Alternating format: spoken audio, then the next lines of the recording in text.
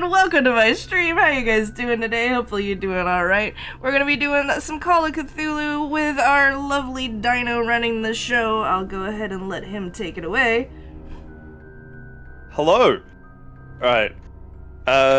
So, first to recap, I suppose, what happened last time.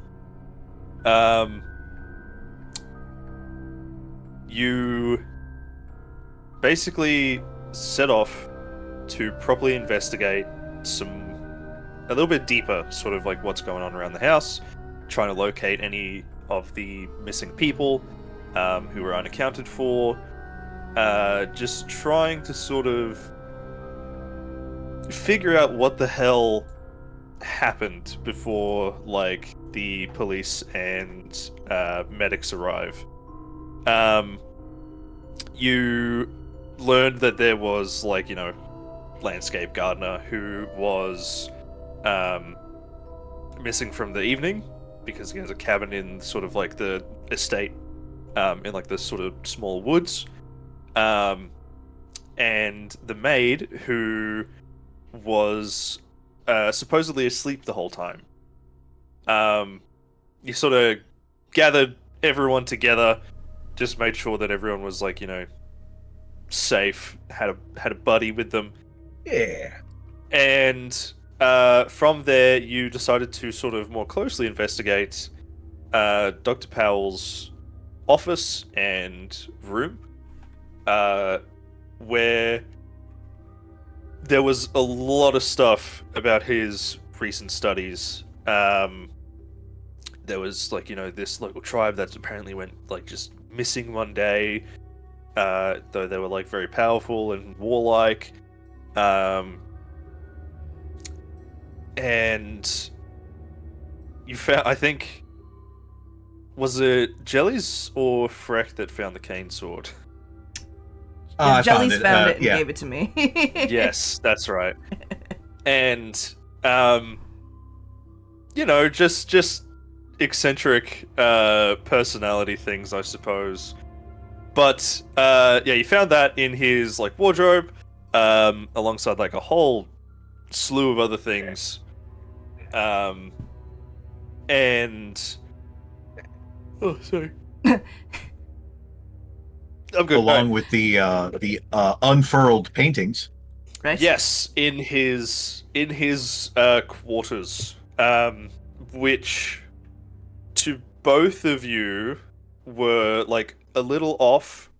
A lot more so to Freck, since they were the one who, Made painted them.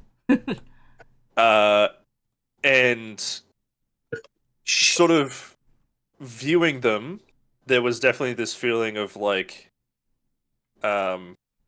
weightlessness and, like, dread that sort of, like, seeped in. And I think that's about where we left off last time. Yeah, that sounds exactly right. So you have the butler with you. I can't remember if the professor was with you as well. I think he was. I think so.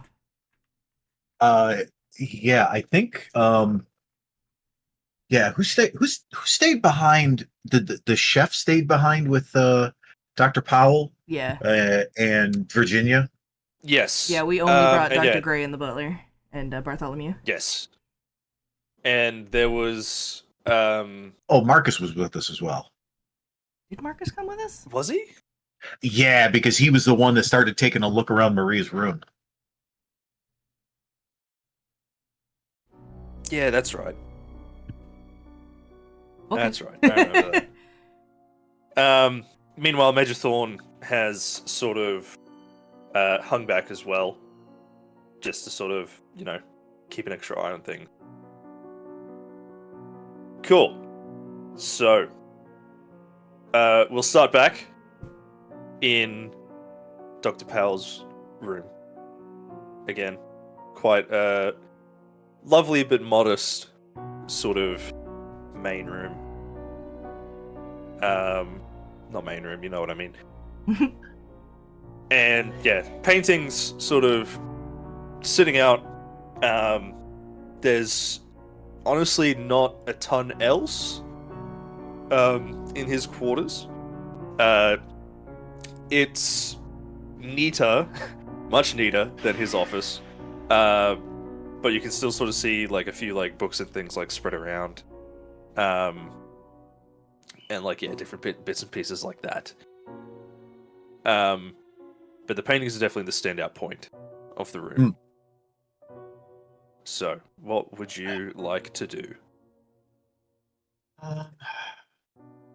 Yeah, if there's not anything else like that stands out in the room, I'm probably gonna wanna not hurriedly walk out, but I want to leave, hoping that I can leave that very foreign feeling behind me in the room. Valid. So I'm Just kind of last time you said I was getting a sense of danger off of my own paintings. And I'm wondering if I should destroy them. That's your call. I put a lot of work into them. There's a problem. The commissioner is out of commission. Yeah. He is. And he still owes you money, if I recall correctly. Uh-oh. True. And I mean, if he still wants them, since he hasn't paid, I can make him again later. I slash one of the paintings. Yeah? Okay. So, you created 3, if I recall correctly. Yeah. So, yeah, one is, like, very, like, spacey with, like, these weird, like, underwater vibes. Like, you know how, like, often people call, like, you know, space, like, you know, an ocean of, like, you know, blackened stars, that sort of thing. There's one that's sort of like a, like, figure, sort of, like, floating quite calmly, almost looking, like, very tranquil, in, like, a similar sort of, like, backdrop, and then there's one that's more abstract, I would imagine, I think. But still very much leaning into that sort of, like, weightless, almost suffocating vibe for this one. So, which one would you like to cut?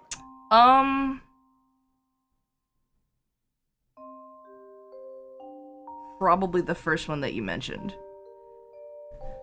Okay, so just the oceanic space sort of portrait. So as you sort of get closer, hold on, and I do it with the cane sword because that's at hand. Okay, so you as you get closer to this painting, this sort of this feeling of, like, dread sort of creeps back in, and there's this, like, you know, almost like instinctual voice in, like, the back of your mind that's sort of telling you something isn't right, like there's more going on than meets the eye. It's very strange, and you can't quite put a finger on exactly what that is, but it's sticking with you enough that it's, you know, quite upsetting. And you take the cane, you unsheath the sword, and you just give it a, like, quick slash through the middle, or yeah, top left to bottom right, slash all the way across. Yep. So yeah, you just cane sword cuts super cleanly through the canvas, like it's basically nothing. And you do so, and there's this feeling almost that it. You know what? Give me a POW. Okay. Give me a POW check. Where is my sheet? There it is. Power.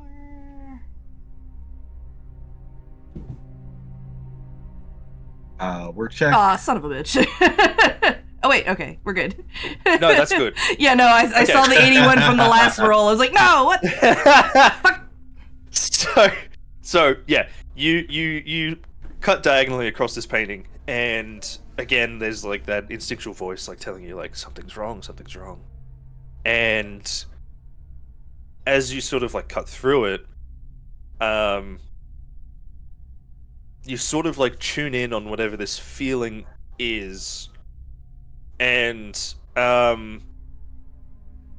you're sort of not much of a I actually, rather than assuming, are you much of a believer in sort of like extra normal sort of like circumstances, whether that be like, you know, being blessed by like the Holy Spirit in like the Bible, or like more supernatural things? No, not at all. Okay, so a lot more of a skeptic.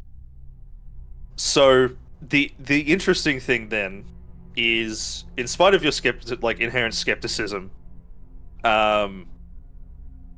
this like primal lizard brain is really telling you that while that wasn't a mistake, it wasn't dealing with the problem itself. Right. That like the paintings have become more of like a warning than anything.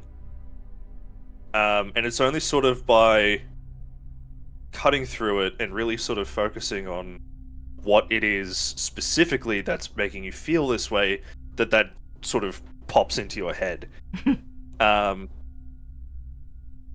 And the painting is, you know, it's slashed. It's still like super legible. Yeah. And you must admit the sort of like sinking feeling in your gut has definitely sort of wavered.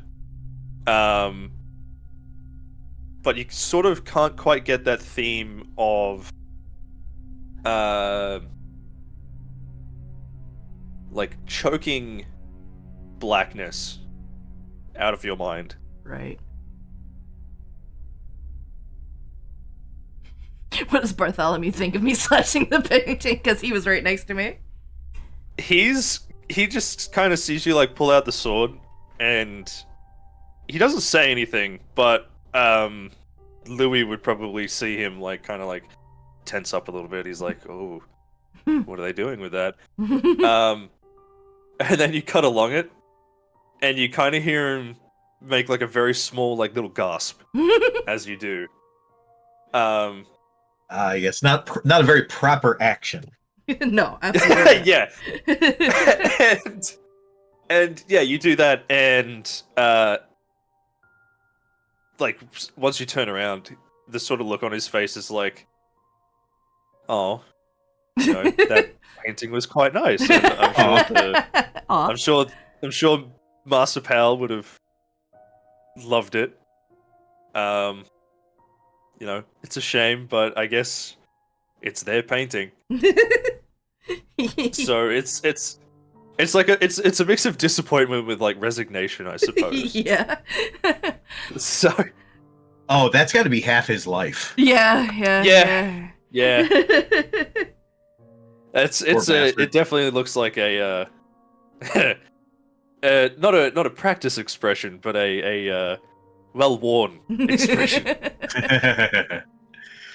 Well, that wasn't it. And he's Freck, why did you cut the painting? I didn't didn't like it. All right, fair enough. It's your work, I suppose. You may do with it as you wish. I shrug off my flippancy, and I kind of look him in the eyes like, you felt it too, right?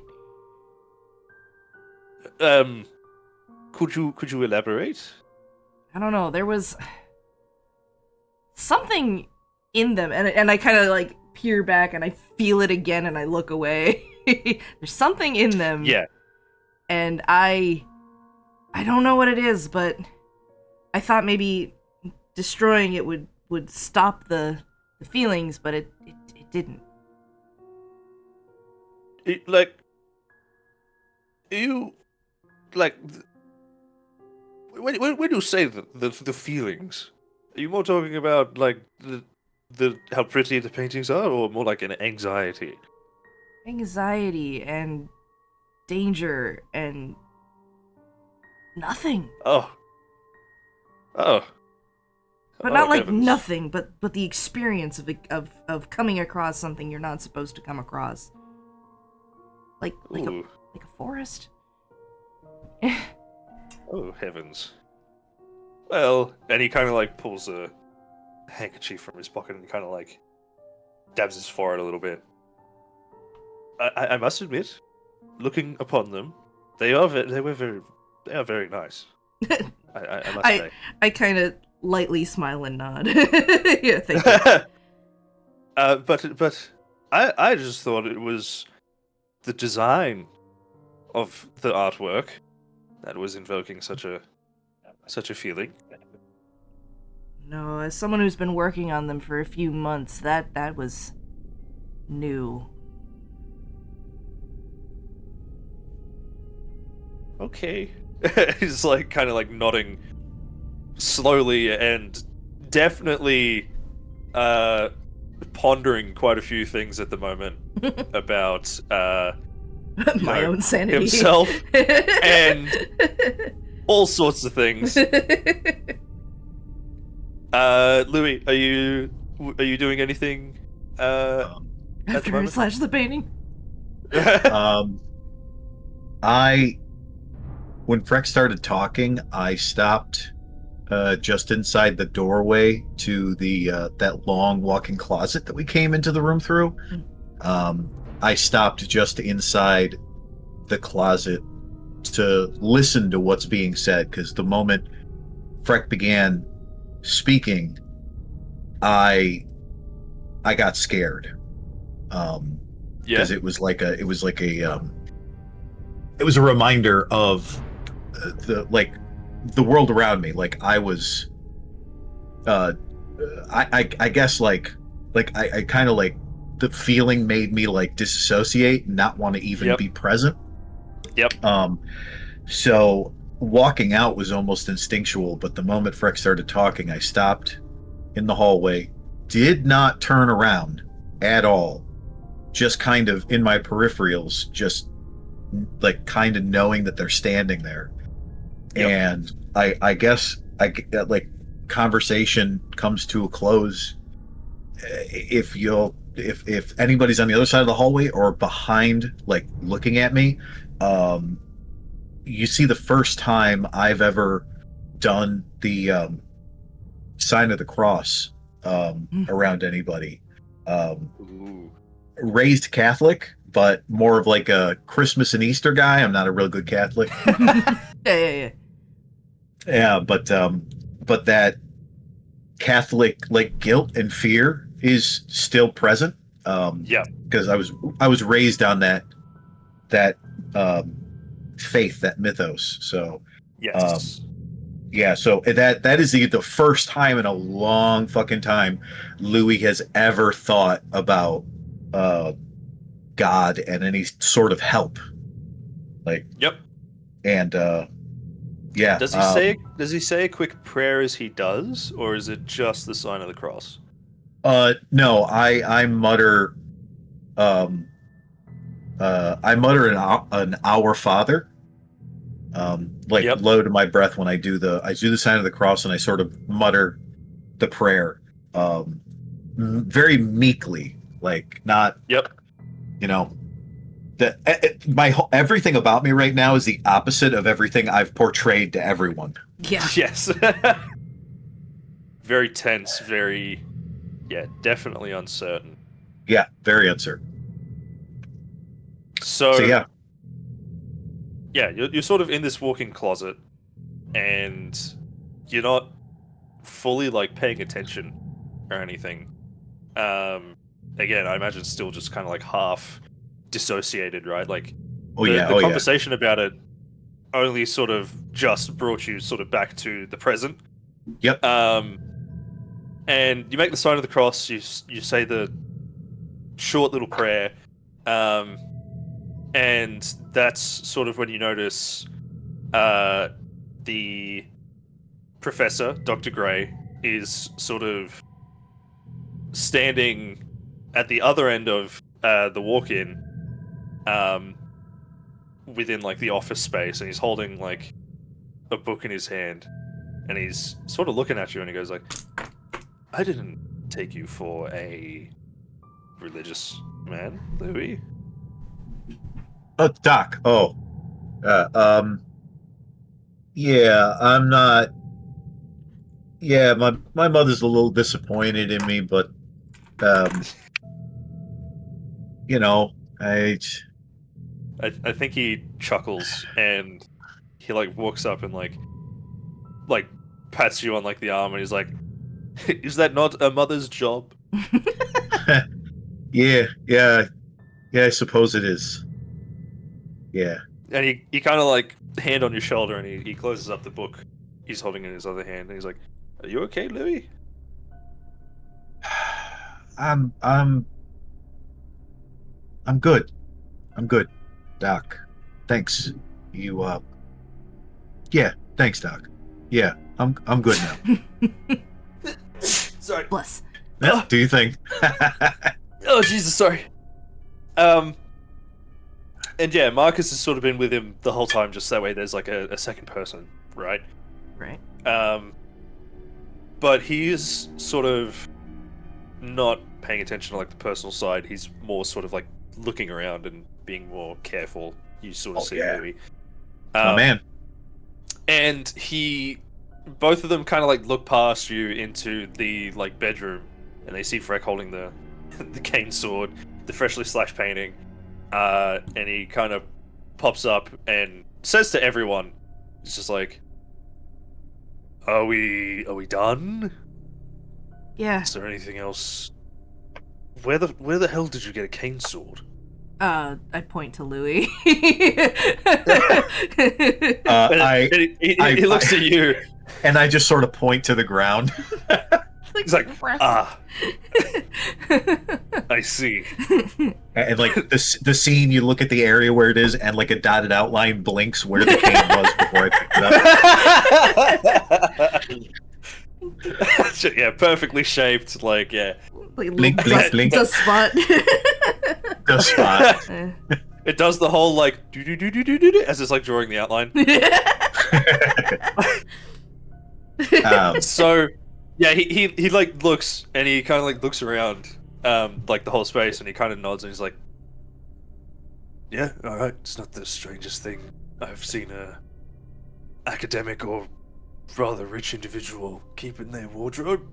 Yeah, I mean, yeah, you know, like there's a lot of rough characters the Doctor runs into, so that's why I was around. I realize I just look a little mad, and I sheath it, and I just use it as a cane. Oh, sorry. Continue. You look angry, and I have like the worried. Just the look on my face is just like worry and uncertainty. And yeah, he kind of looks at you both, and I think he's not the type to willfully ignore like the emotion. He's a lot more a man of action, though. So he's going to sort of look at you, look past Louis, look at you, Freck, and just sort of say, "Well, make sure it's in its scabbard before you hurt someone. Or and he sort of points gestures towards the painting. Or destroy more property. I'm sure you had your reason, but just be careful. It's still my property at this point. But anyway. Ah, I see. Okay. It's your paintings. Right. Okay. Well, that's more fair. However, it does raise more questions. We'll explore that when we get to it. Is there anything else that we want that needs to be done here? I'm worried. Well, let's go and see how the doc is doing. Yeah. All right. I think that's wise. And the doc sort of keeps the book on him. If you want, you can sort of check what kind of book he's carrying, but up to you guys if you're paying that much attention at the moment. Yeah, I'll take a curious peek. Yeah, I am not. I am absolutely not. Fair enough. So yeah, as you sort of saunter back up with everyone to sort of walk out through the office, since may as well, that's where you came in. You sort of see the book he has in his hand is all about the mythology of the area that Dr. Powell was studying. And it's got some fucking academia jerk off title, you know how it's always a little too long, Yeah. and a little too self-indulgent. Just imagine along those lines. The Africas. Yeah. just picture along those lines and you'll get it. But he takes it with him, and the author is I don't think you've heard of them, since it's very outside your circle, but you've noticed a lot of their books around when you were in Dr. Powell's office.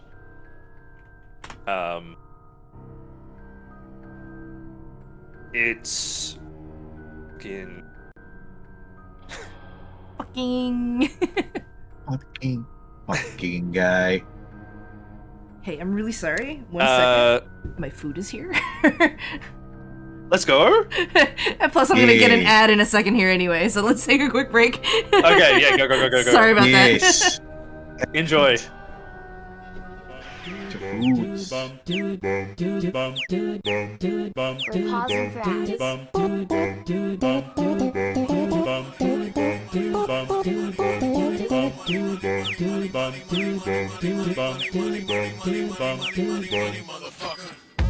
Money on my motherfucking mind. Cut off haircuts at the same time. White gold pants, jet ski, made a wine. Foie gras, Buster, Albert Einstein. Get money. Money at my motherfucking mouth. The mansion, a ranch, and a camp in a town. A motherfucking store with the floor made of scouts. Bobby from the block, though, got rocks, he got outs. Get money. Money in a motherfucking jar. Shark fin pastry, summers on Mars. 20 motherfuckers in a levitating car. 747 full of women and cigars. Get money. Money in a motherfucking pot. The cats are full of cars and a yard full of yachts. A leopard with a mink and an arm full of clocks. All hand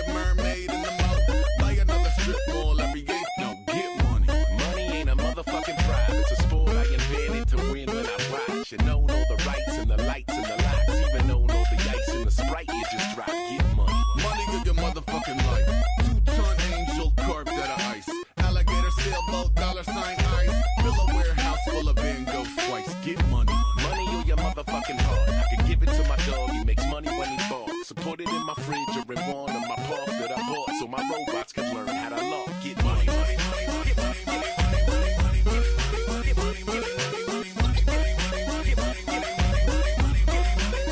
money, money on my motherfucking mind. Cut off haircuts at the same time. White gold pants, jet ski, made a wine. Foie gras, Buster, Albert Einstein. Get money. money at my motherfucking mouth. The mansion, a ranch, and a camp in a town. A motherfucking store with the floor made of scouts. Bobby from the block, oh, got rocks, he got outs. Get money. Money in the motherfucking jar. Alright, we're back. Yay! Please. Is that Jet? Sorry, I'm hearing howling, and I'm like, is that Jet? I don't hear howling on mine. Okay, that's good at least. Oh, is somebody trying to break the fourth wall here? Huh? Whoa, there's howling in the distance. Ooh. Tona is a wooing. $500 fine. It's Tona. I knew it. I knew it the whole time. The whole time. Greetings. I've been Oh, is that howling in the distance? What is it? Oh, God. it's just an alpaca. Don't worry about it. Oh, okay. thank goodness. Thank goodness. Terrified for a minute. So, cool. So yeah, you're all making your way back to sort of the main lounge room, and you're sort of going along, and Marcus and Dr. Gray are sort of like, I think we'll head straight to the bar, make sure everyone there is okay, and we'll let you guys go and check on Dr. Powell. So good. Is anybody going? Marcus, you got a buddy? I'll take the doctor with me. All right. You don't be long, you two. We'll meet you there. Okay. And he's kind of like pats the holster, and he's like, I've still got this, so I think we'll be okay. Oh yeah. No, your your physical prowess is not in question. I promise you that. And he kind of like smiles, and he's like, well, I'm glad there's that at least. Alright, we'll split here. We'll meet you there. All right, good. Where are we going? To the lounge room, to Dr. Oh, okay. Powell. Okay, he's going over to the bar. Got it. Yeah. And so yeah, you basically just sort of follow Bartholomew through the like house, and you quite swiftly reach the lounge room. Virginia is like nodded off, probably from like the massive adrenaline crash, Mm-hmm. Oh my And- God, yeah. the like just kind of shock. The fireplace is still going, keeping them both warm. And Dr. Powell is still sort of like laid on sort of the longest, comfiest couch. And he does look like quite deathly pale. Uh,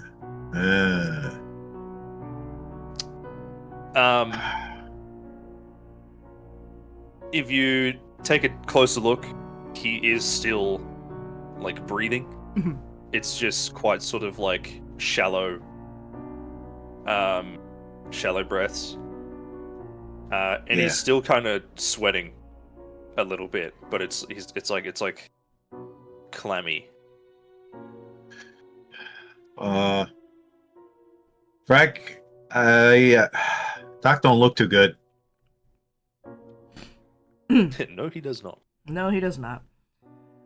Uh, I mean, is there anything that I can do? Like,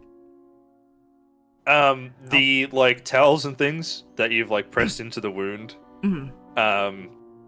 they haven't bled through, which is, That's good. I suppose, one saving grace. Yeah. There is a lot of blood on them. Yeah. But it seems like sort of the timely first aid and like even like I guess battlefield medicine has definitely helped. Yeah, there's some of that And- BTAC coming in hand, baby. And yeah, he's definitely not doing well. But he's alive. Somewhat stable, I guess. What was her name again? I didn't write it down. Marie Was it Marie? or Virginia? No, Marie. I check on her first. Yep. So she is just basically like tending to the fire. Trying to like, I guess, distract herself a little bit with like cleaning. Mhm. And she like turns around. She's like, "Oh, I see we are all back. Where is Mostly doctor? Marcus and the doctor will be back in a second. They go and get a drink and they'll be back. They also I wanted to see. check Oh. on what's his face. Oh, Major yeah. Thorne and- Yeah, Major Major Thorne. Thorne. And she's like, "Oh, And I guess the oui, of chef. course, le chef." Le chef. It's like, "Oh, of course.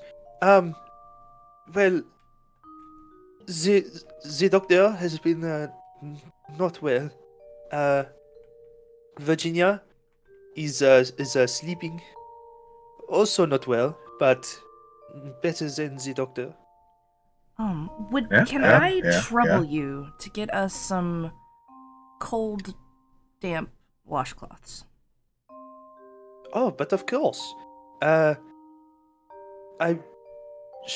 Should I go alone, or shall I grab le chef? I mean, somebody at least, if I'll not go with you. Gaps.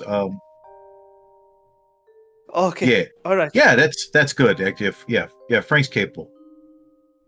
I assume that you are going to hit Frank, anybody very hard with the cane that you currently have. If we do come across someone. I kind of smirk and I show her that it's a sword. Just kind of Yeah, like just pop like out you the top a little. Yeah. exactly. And she's like, "Oh, I see. Well, if you hit them with that, it will be very, very effective. Only if we need Okay. to. Only if we need to. But of course, shall we? I think it will be best if we go to the kitchen." Yeah. I follow her. Or I Okay. nod. And Yep. And yeah, you follow her out, and it's sort of left with just you, Louis, with two unconscious people. Yeah, What's the chef's name again? Louis gonna. That's George. Stephen Gaps. Stephen, thank you. Steven. I don't know why I thought George. Alright. Because that's the name of the fucking. That's the name of the book author that I forgot about. George Wills. Alright. Thank you for being a good note taker. Yeah, I got my little text file open with all the names, so he's good. Brilliant. Yeah, groundskeeper Henri. Yes. But yeah, I'm just Louis gonna just start doing like a workout routine that he would do just to like focus on something and do something to not be stuck in a thought. So just gonna do Fair that in the room. Yeah. So, what would that entail? It's gonna be probably like cardio, a little bit of like standing, jogging, like a push up, couple of punches. Like a burpee, punch, burpee. Kind of doing that stuff. Just Whole bunch of shadow boxing. Yep, shadow boxing. I'm counting the moves in my head. I'm running back some combos and like just trying to like just put in the monkey brain. Yeah. Yeah. Yeah. Go straight back into the regimen. Yep. Keep me grounded. Exactly. So yeah, you start doing that.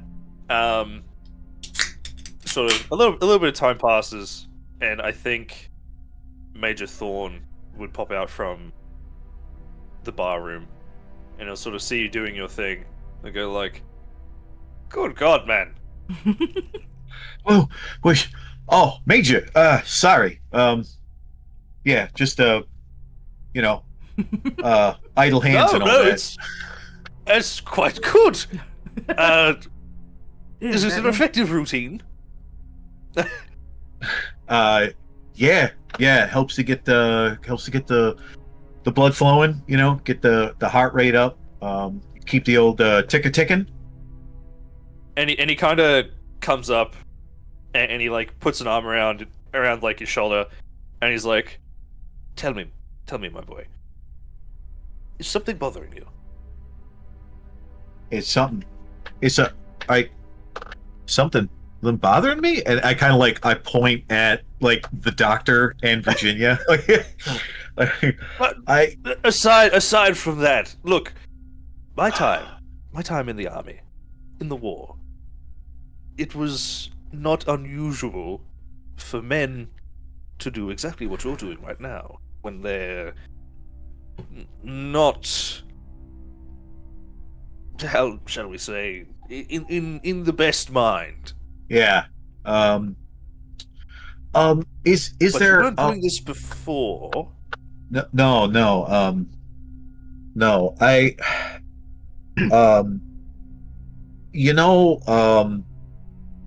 I'm trying to use my words. When you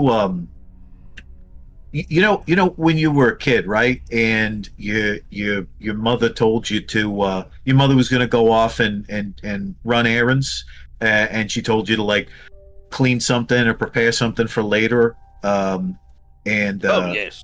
And then you'd end up you're getting distracted. You hang out with the boys a little while, and you come back home, and when you hear the door open, and you realize that you didn't do any of the things that she asked you, that feeling. Yeah, I feel that.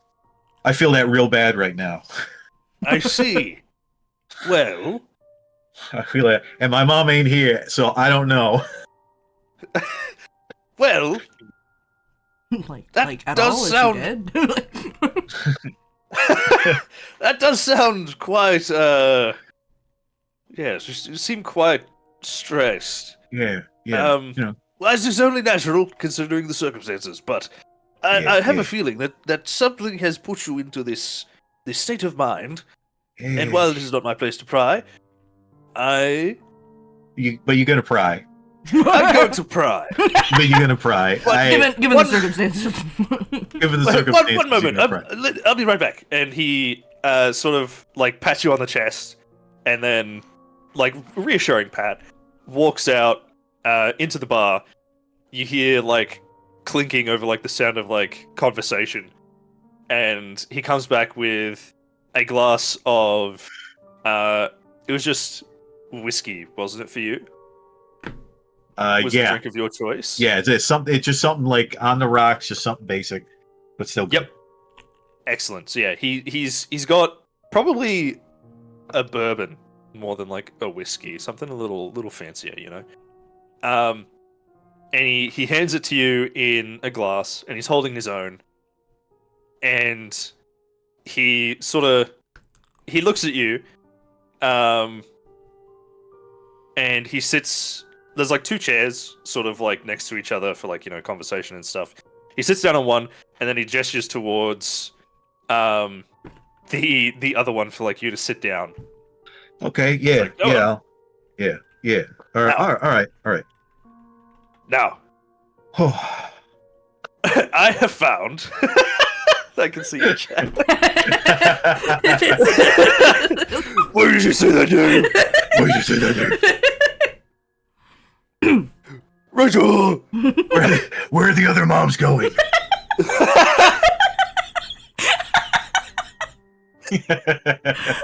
So dumb. It's brilliant. And he sits you down and he's like, well, I have found, in my time, that a good way to help a man in such stress and straits as yourself is with a good stiff drink and an honest chat. Now, tell us, what's got you in such a tizzy, such a state? I warned him only one drink too. But anyway. I take a look at the drink, I get it halfway to my lips, and then I kind of say like half a word, like I'm gonna start talking. Hey, well, you see, and then I just like I bang the whole fucking thing back. I don't care if it's like 2 fingers, 3, I just bang it back. Damn! and he kind of like he watches you do it, and he is like unfazed. He's just like, yeah, this is expected. Pretty normal. Okay, good. I'm with the And one is- person who's not going to be bothered by that. and yeah, he watches you down, and he's like, ooh, that's rough. Look, I Take lean. time if you need to. I understand what it's like slamming, something like that back. So if you need time to recuperate. I'm like, no, I'm good. Lean forward, elbows on the knees, like hands up, like the aliens guy from the History Channel, like hands up. Yep. Look, I'm not saying it's aliens, but no, Louis like, look, I don't like it's I don't know how to explain it, but there's look,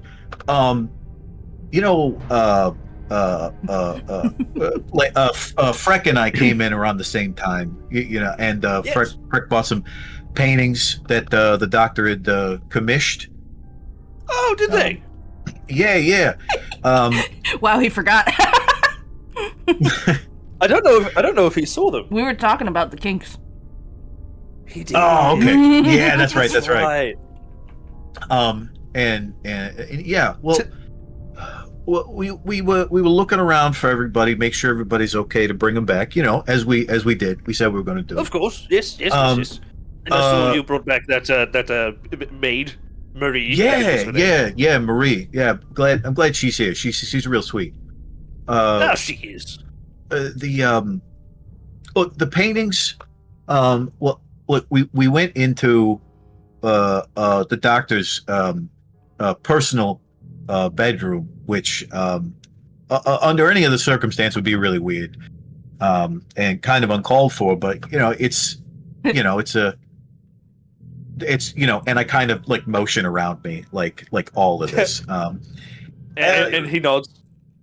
And the paintings were visible in his room. I'd assume he already like looked at them, obviously. I would hope so. But there was like I only really got a good look at one of them, and like I guess art and like painting and singing and dancing and stuff like my mother Not said your it's supposed to forte. like I don't understand none of that, but I don't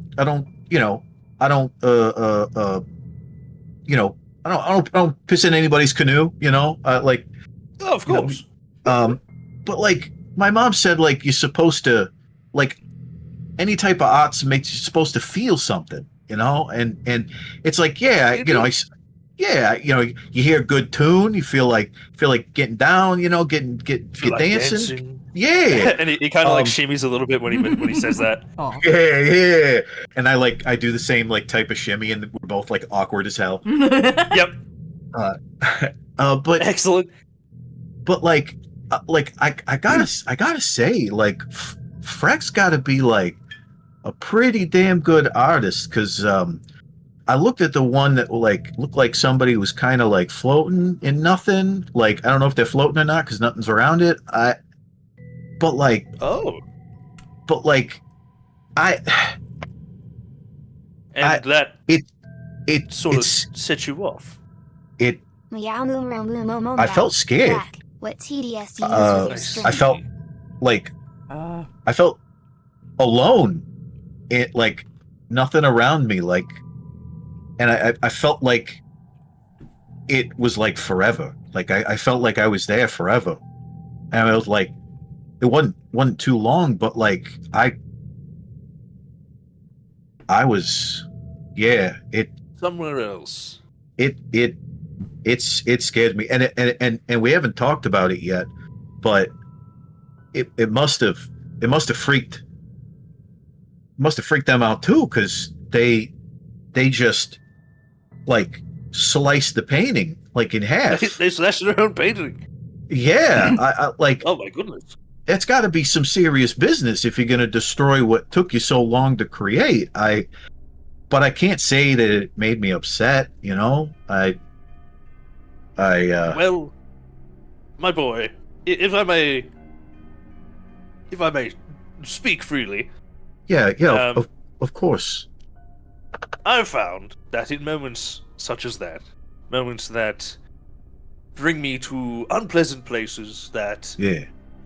tell me things that I may not want to hear, or make me feel things that quite upset the balance, as they were. Yeah. Back in like even 100 years ago, they would have called it the humors. Nowadays we know Humors? better. The humors are then not quite accurate, but regardless, sorry, I'm getting off topic. My time in the war, the trenches, horrific. As I'm sure you may have heard from other veterans, or may have experienced yourself. Yeah, I got an idea. Yeah. And Igar. when I found myself or someone else in such a pit, I remembered, or tried to remember, that such things are temporary in the grand scheme. And while we are only here for a finite time, you know, humanity has existed since easily 3,000-4,000 years ago, as far as our records show. Yeah. They were the Romans. But you must remember, all of that, in spite of the ups and the downs, always rebuilt. Not the same, little different, but still, always rebuilt, always came back. It's all temporary, my boy. Yeah. And oftentimes, there are good things to learn from such experiences. Yeah? Even in the most horrific. Things about yourself, things about other people. About humanity, about life. I've seen men break for no reason. You know, they've simply had a bad day, and that's it. I've seen men weather shrapnel and artillery and machine guns and not bat an eye. Everyone is slightly different, processes things a little differently. And while some men are never truly the same after such horrific circumstances, they are still there, and there is hope. Yeah. Do you understand what I'm trying to tell you? I think so. What I'm saying, my boy, is that you're going to be okay. Oh, okay. I'm gonna be okay. All right. Yes, you are. Yeah. And in spite of the tragedy that has befallen our good friend, and in result us as well, we will be okay, and I'm the good doctor will come out the other end. Yeah. He'll come out okay. Yeah, you're right. It's all temporary, my boy. And you will reach the other end. Yeah. Now, deep breath, and let it out. Ooh. There you go. Feel better? Yeah. Good. Yeah, And he raises his glass. And he's like, Now I haven't finished my drink, so I'm supposing a cheers. Oh yeah. I grab the glass with the ice in it. He's like, cheers to coming out the other side, better men. To the other side. And he clinks the glass, and Jellies. and he clinks the glass, and he smiles, and suddenly your ears ring, and you see out of your peripheral vision this like flash and a like billowing of smoke. And your nostrils burn, and almost in slow motion, you watch the mage's chest basically flower open. Fuck. And he's like partway raising the glass to his mouth, and you see on his face like a split second register of shock and surprise before he just relaxes and slumps into the chair.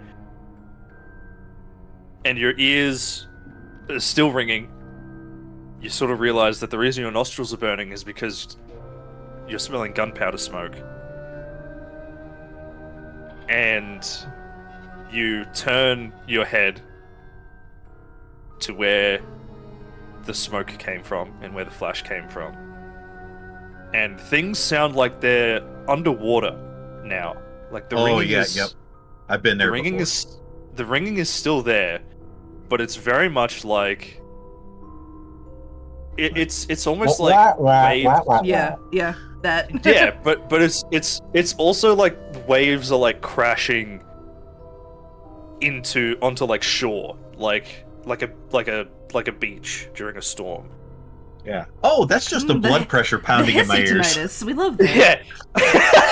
Yeah. And as you turn your head, you first see the gleaming steel gunmetal barrel of that, over-under shotgun. Smoke pours out of one of the barrels, and you sort of like trace it, and all of this is happening in like half a second. Yeah, to you it feels it's like instant. minutes. And you trace it all the way up, the nice finery on the front, like sort of handguard, and these really dainty, quite beautifully manicured hands, or a hand on the front, and you follow it up, and Virginia is standing, and she's got the shotgun in her hands, and is pointed directly at the Major. But even in this like adrenaline-fueled stupor, you kind of see that it's almost like she's not focusing on anything. What do you do? Get her. I guess if it's not immediately pointed at me, I'm gonna try and stand up or like I'm gonna lunge at the gun to point the shotgun away from me. Yep. And I know she's probably not going to be able to stop me from doing that unless she shoots me. Yeah, fair enough. When you in between, if I get past the barrel of the gun, I'm okay. So I will like jump and if I can grab the shotgun and like point it like sort of directly up, but I'm not gonna try and like bowl her over or anything. I'm just gonna do that and just look at if I get to that point, I'm just looking at her stunned. Like Yeah, fair. like a Y is on my face, but I can't say anything. And then if I get that far, then I would definitely notice that she's not all there. Yep. Give me a brawl. Give me a brawl check. Done. Got you. I got you.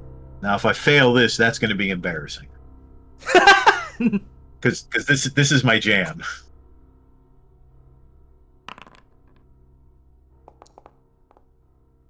All right. Nice. Okay.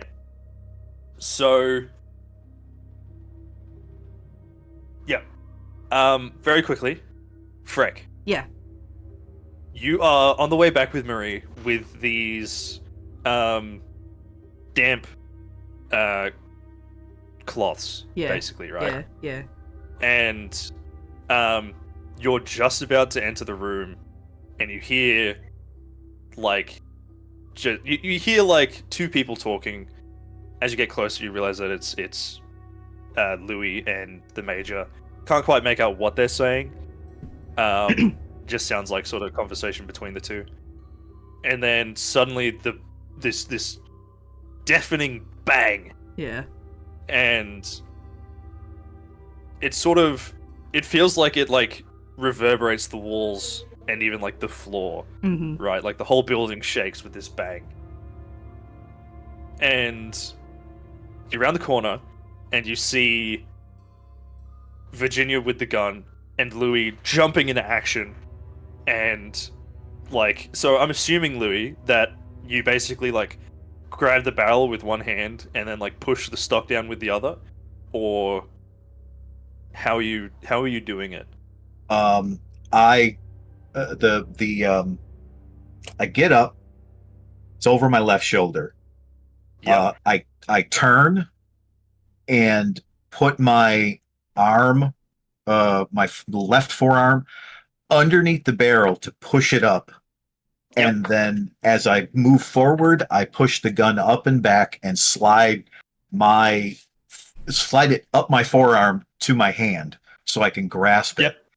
And then now if it's a double barrel, there's gonna be a would there probably be like shit, I'm trying to think, the thing you would pull back on the top of the stock, the hammer. The latch.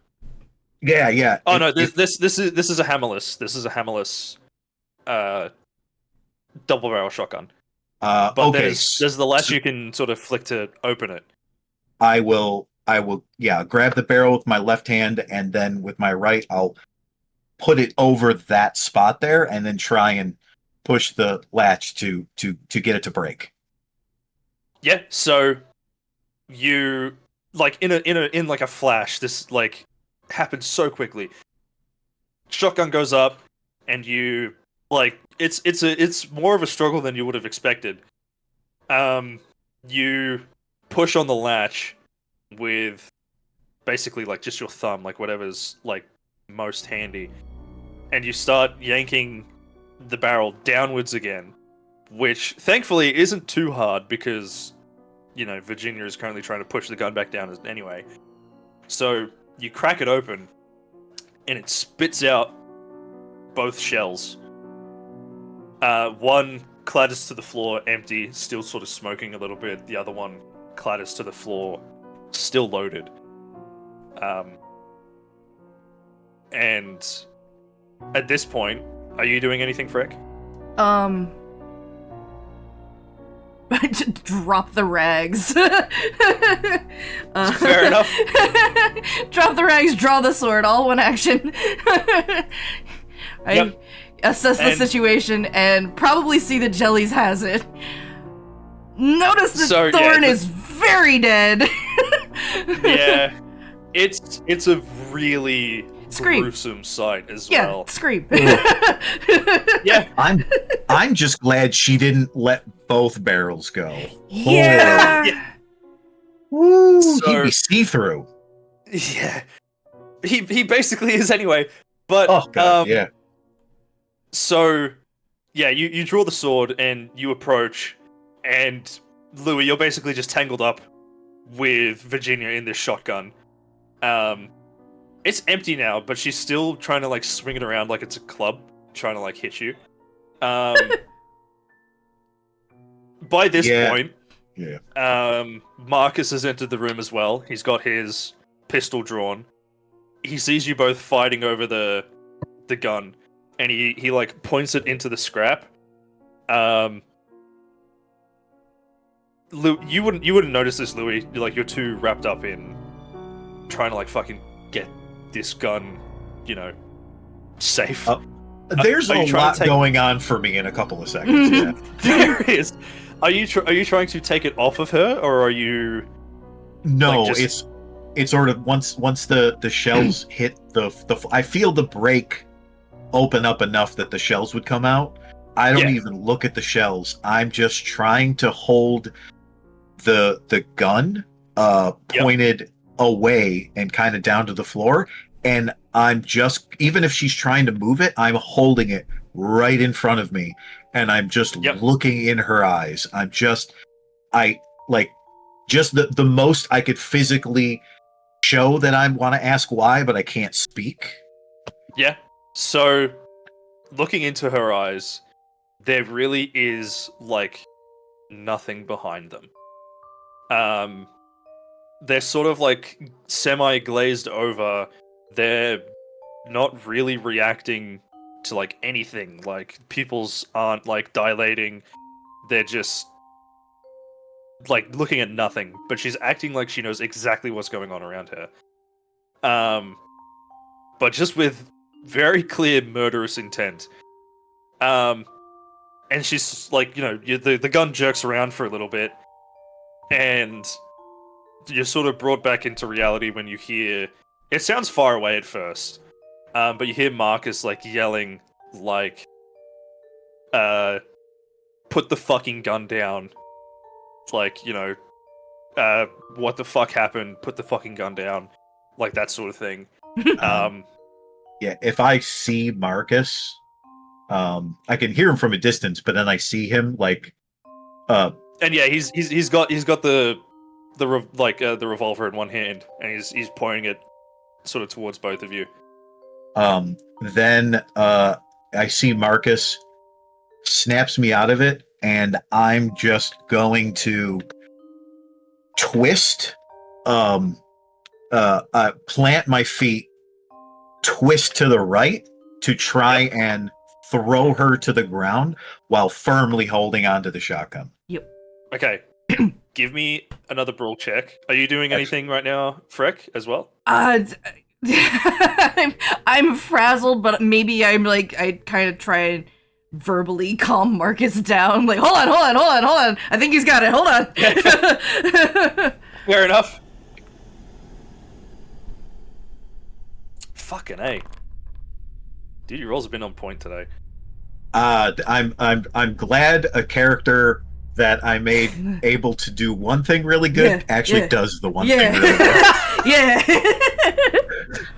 Thank God. So, yeah, it's almost like a judo throw. Is sort of what you ended up describing. Is you basically rotate your body, plant your feet, and roll your hips and shoulders in such a way that it forces Virginia to like travel with you. And she goes bam onto the hardwood floor, and you can hear her like gasp as she hits the ground. It's not a gasp. Roll roll a d4, because I think that's unarmed.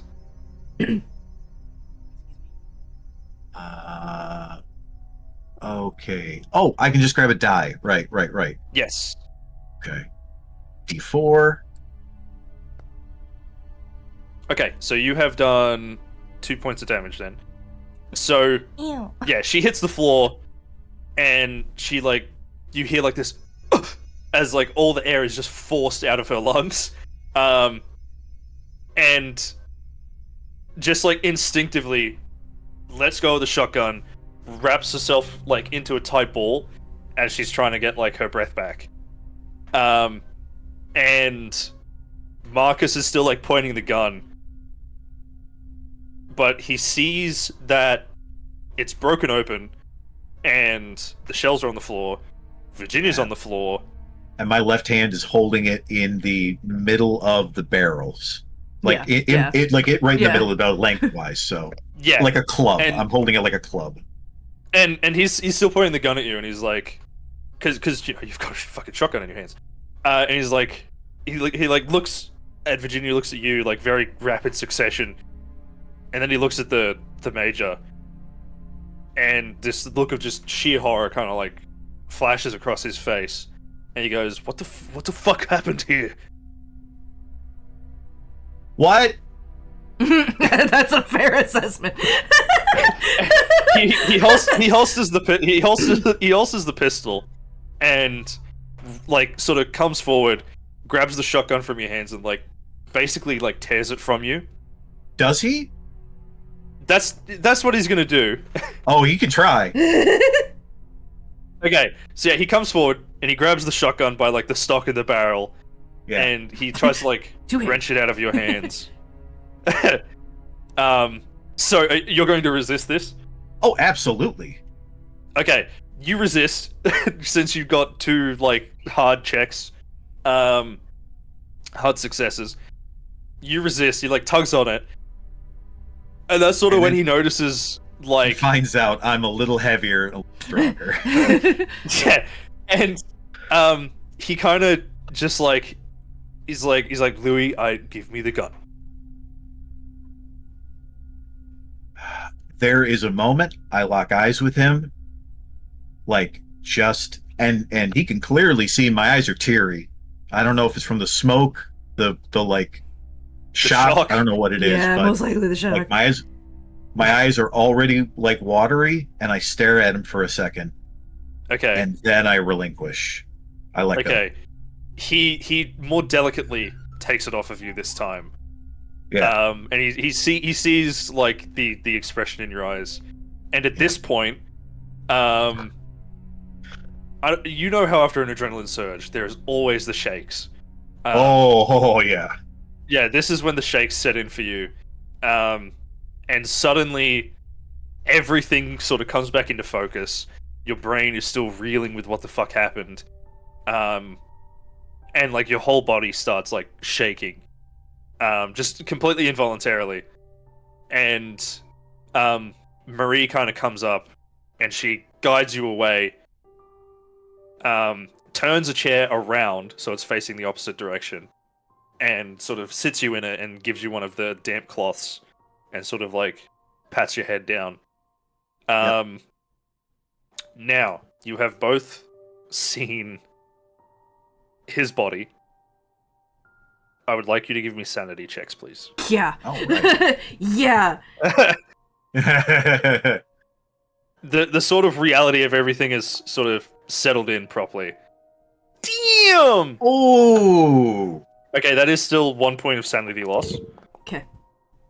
Ah. Ooh! I Okay. mean, understandable. Yeah. Oh, that's It is very 100%. understandable. 100%. Okay, so, fucking, there it is. So, one moment, let me just roll. Yes. Roll for my consequences. You take 4 points of sanity loss, which was a 3+1. So how much sanity have you lost today? 7. Are you talking about like for the whole game? Because it's like today. Yeah. I would be. That was 4. Our sanity started off as what, our power? Yes. Then yeah, that's 7. 7 total that I've lost today. Okay. As a warning, if you lose 5 more, you will go indefinitely insane. Ugh. Nice. So, however, you were 1 point underneath going temporarily insane. How much sanity have you lost, Freck, today? It says I'm at 68 out of 99, but I don't recall if I've lost. Oh, you that started much. off at 70. That's your max. That's your Oh. max sanity. Okay, so I started off at 72. Okay, cool. So yeah, you're coping better.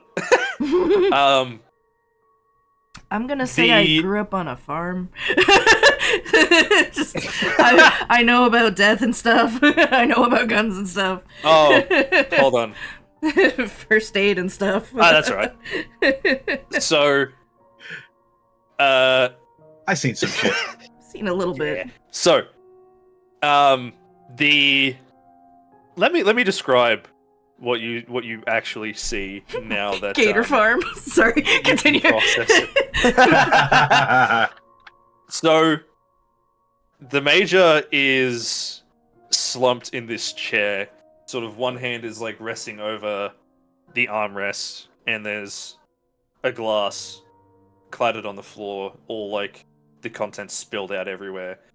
The other arm is sort of sat next to him, limp. When I said that his chest flowered out, I'm sure that was descriptive enough. However, just to add a little bit more horror, you can very clearly see his spinal cord Holy through shit. just the ruined flesh. Mhm. It Column. looks like Spinal column. time of death. It looks like there's No, just no, spinal column. Anyway. Oh, I thought you said cold them. I was like, call it. Call it. Call it. Call it. So, and as much as like the inside of his chest now is just like this ruined red chunky mass, you can see his ribs broken, and you also see what looks like chunks of bone inside the wound. And funnily enough, there's a lot of blood, but it's not bleeding. Crazy, no heart rate, no blood Yeah. pressure, smile. But there is blood coming from, like, just trickling out of his mouth and his nose. And the most shocking part is almost that, like, rather than like an expression of shock or horror kind of like stuck on his face, it's almost peaceful.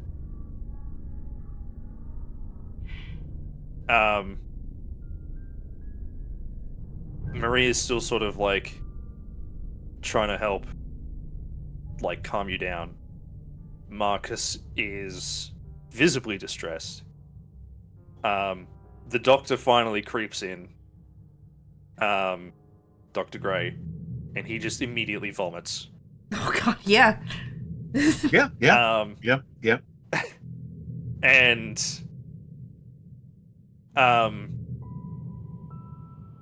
it's just this silence sort of descends upon the room, aside from Virginia's pained wheezing.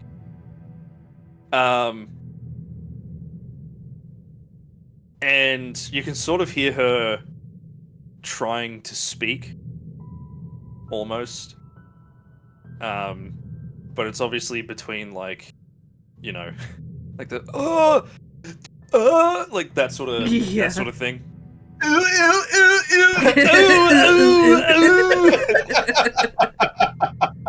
So, what next? Snowing outside, right? It is. God. I almost want to move his body. But also, I really liked him! Fuck! You're so welcome. You're so welcome. Perfect. The perfect person to date.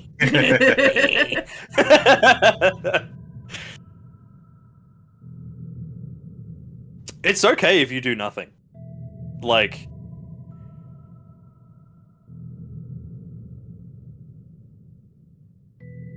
I just kind of stand there and stare for a minute. I think I would go yeah, so, gather my scabbard because of course I threw it. Like, oh, of course, yeah. sheath my sword. Grab the rags that I've dropped. And go do what I was going to do when I got the fucking rags to begin with. Yep. I start just So, quietly cleaning Dr. Powell, like clean his get the sweat off his face, clean his hands of blood, and then just fold the cloth and put it over his forehead. yep. And yeah, I'm So- just like I don't know what else to do. Like this is what I sent out to do, and then all this shit happened. Yeah. I'm gonna at least finish this task. Yeah. So, almost like autopilot, Mm-hmm. right? Mm-hmm. Yeah. So, you go and you start helping Dr. Powell clean him up, check his wound. Again, it looks like the bleeding has thankfully all but stopped. And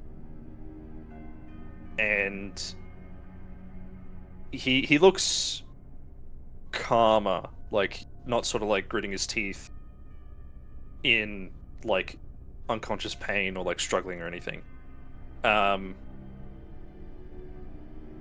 And suddenly, as you're sort of like doing that and you lay the cloth on his head, there is a rather rapid and heavy knock on the door, followed by someone declaring, "Police! Open the fucking door!" Oh god, not now. Oh no.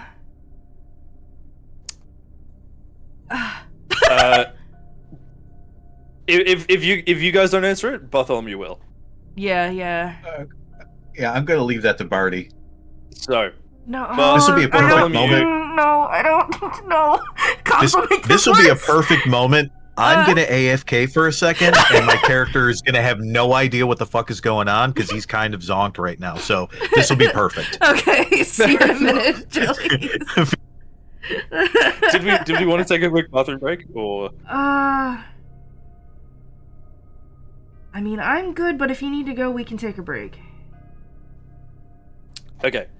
Since Jellies is gonna AFK real quick. You'll also Let's do it. AFK. All right. Okay. Yep. We won't be BRB, long. guys. All right, I'll be back. My toast. Did you like that? I hate you. I'm so upset right now. My boy, look how they massacred my boy. Bye. Hey, I didn't do nothing. I don't know why you're upset at me. He's right. He's right. Boot. Oh, I've been nothing but a stand-up citizen. try again, Naren. I'm sorry. There we go. Ow. Yeah. Bonk. Stop. How many boots does this person have? So many boots. How many feet do they have to need so many? Oh my god. You own a Foot Locker? Oh, how do you have so many boots? Stop. Ah, How did you get I that? just lost a friend. Somebody.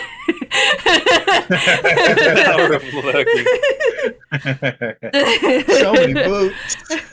Unlimited power. Now, you.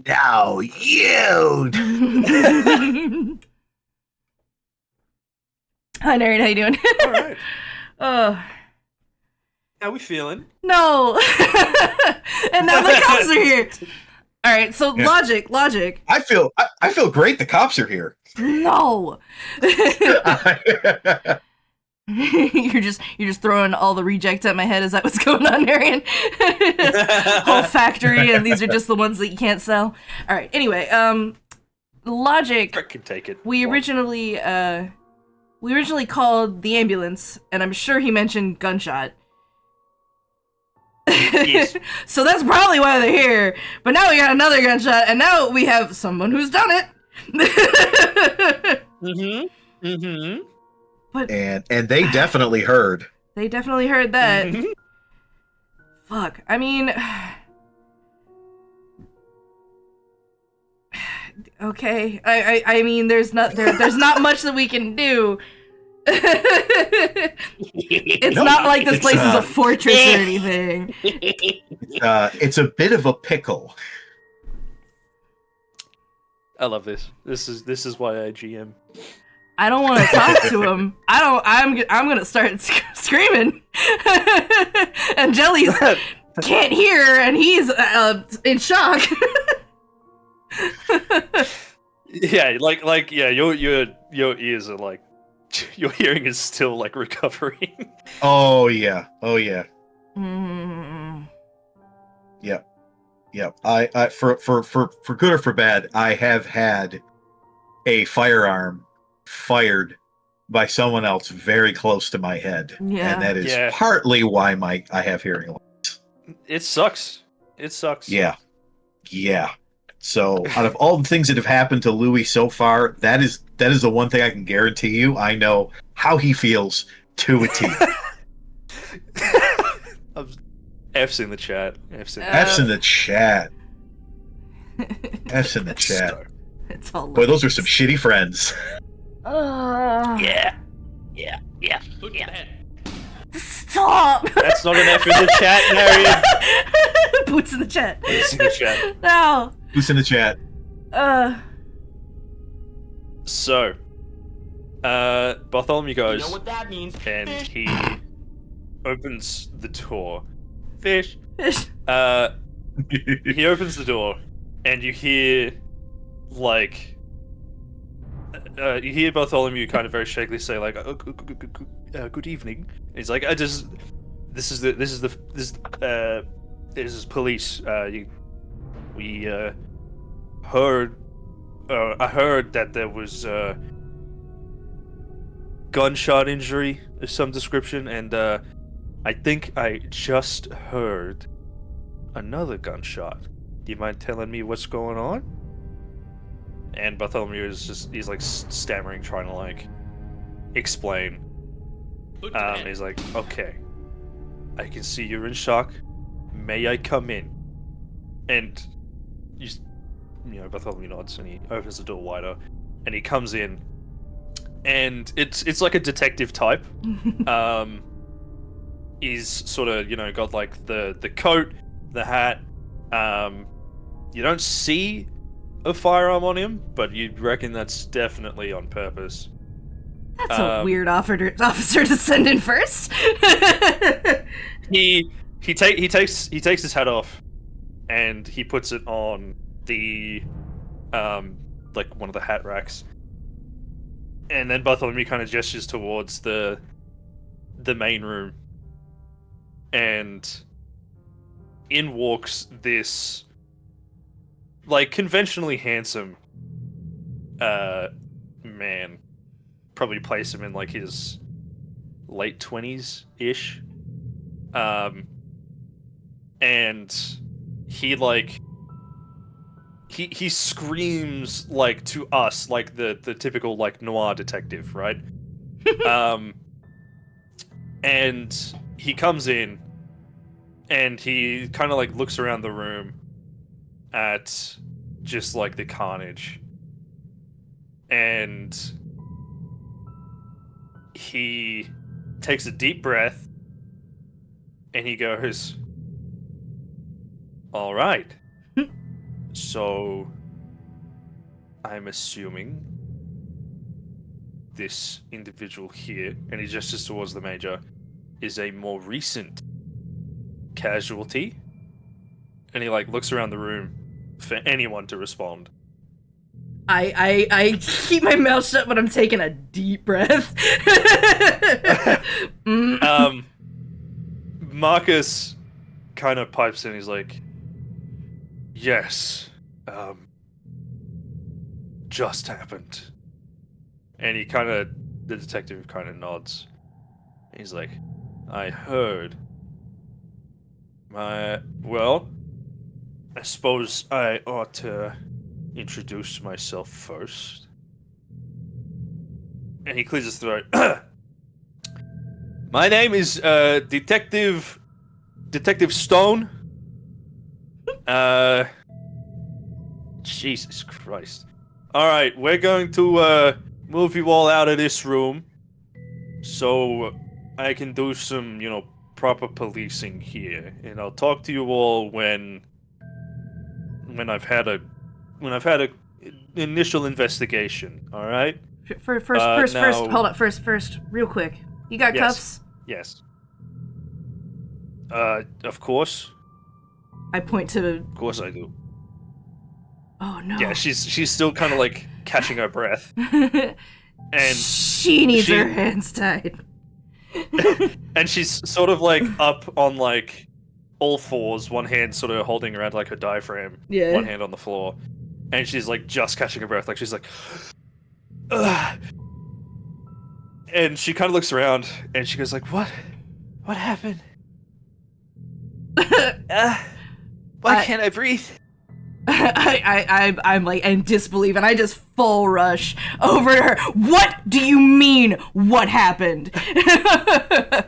They're just kind of like, he like steps in and he like separates the two of you. And he's like, all right, hey, look. I understand that a lot's going on, and the emotions are high, all right? But first, let me do my job, and then we can figure out who the hell done it. Now, you say this lady here, is she responsible for both? No. Or just... Okay. And he kind of like stands her up, and he's like, all right, ma'am, deep breaths, and you get your breath back, and he sort of takes her arms and behind her and cuffs her up, and the whole time she's like, what are you doing? Like, what's going on? And he's like, it's okay, ma'am, this is just a precaution, just so that way we can figure out exactly what's going on here. And he takes her to like a separate chair and just sort of sits her down somewhere in eyesight, and then he kind of turns back around and he's like, so shall we all move to a safer room? Did you is the ambulance here? Is anyone here to actually help? There's no medics yet. They're on their way. I just so happened to be coming back from a job, and I was closest, so they called me in to do it. Now this looks like it's gotten a wee bit out of hand, I guess. So I'm going to ask again. May we all please move to a better location? I wait for everyone else to answer. Okay. Let's all go to the bar then. Eh? I'm gonna stand up, still kind of shaken, Absolutely, yeah. but look the detective in the eyes. No one is alone. Someone is staying here with you. Okay. All right, big man. That's fine by me. All right, but I can take care of myself. And he like opens his coat, and there's a 45 automatic in like a shoulder holster. And he's like, "It's okay, though, big man." He brought a gun, and I point at the major. Look where that got him. He has his gun.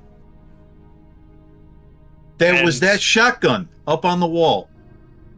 3 guns were here. One's missing. One's got shot. We don't know who. And I just watched her open his fucking chest.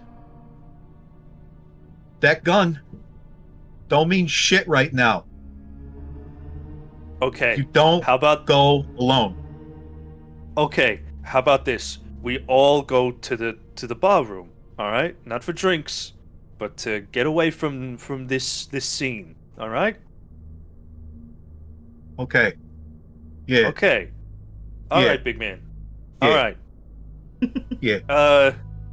Oh. Sorry, ma'am. Do you mind taking him into walking with him? Now, come on, everybody. Let's go. Let's go. Come on. Yeah, Was he underway. directing at me? No, it was no. Marie. Marie's the one. I'm completely and utterly like not submissive, but I pretty much acquiesce to Marie as like a motherly figure, Yeah. and so Oh. she could lightly touch my shoulder and I will go wherever she directs me. Oh. Yeah, and yeah, that's pretty much what she does. She's like trying to like soothe you a little bit, like she's rubbing your back as sort of like you go. Yeah, and I'm saying yeah the whole time over and over again. Yeah. And Yeah. yeah, he sort of corrals everyone into the bar room, and then he kind of shuts the door behind him. And he looks at you all, and he's like, I understand now is a very trying time for everyone here, alright? Clearly some very horrific and tragic circumstances have befallen some very close friends. Unfortunately, my job is to find out who done it, why they done it, and that involves a lot of questions, alright? So, I expect you all to answer truthfully, so that way I can get to the bottom of what the hell is going on here. There are two stiffs, or sorry, two stiffs, Yeah, or is one of them? Eyes darting daggers. Okay. All right. Message received. One stiff and one very injured individual. One well done, one medium well. Yeah. Now, like I said, the medics are on their way. The snow is hampering things a little bit. It's dark out, so they're gonna be here. All right, don't worry. But again, I gotta ask some questions, and I gotta do some investigating and make sure that it's safe for the medics when they get here. Yeah. Now we've already got a little Missy over here in the cuffs. Now, she says she don't understand nothing. But everyone agreed that she should be in cuffs, so I'm doing it for the safety. All right. Now, Yeah. I'm gonna go around. I'm gonna ask you all different questions. All right. But first off, why is everyone here today? Huh? We'll just go around the room.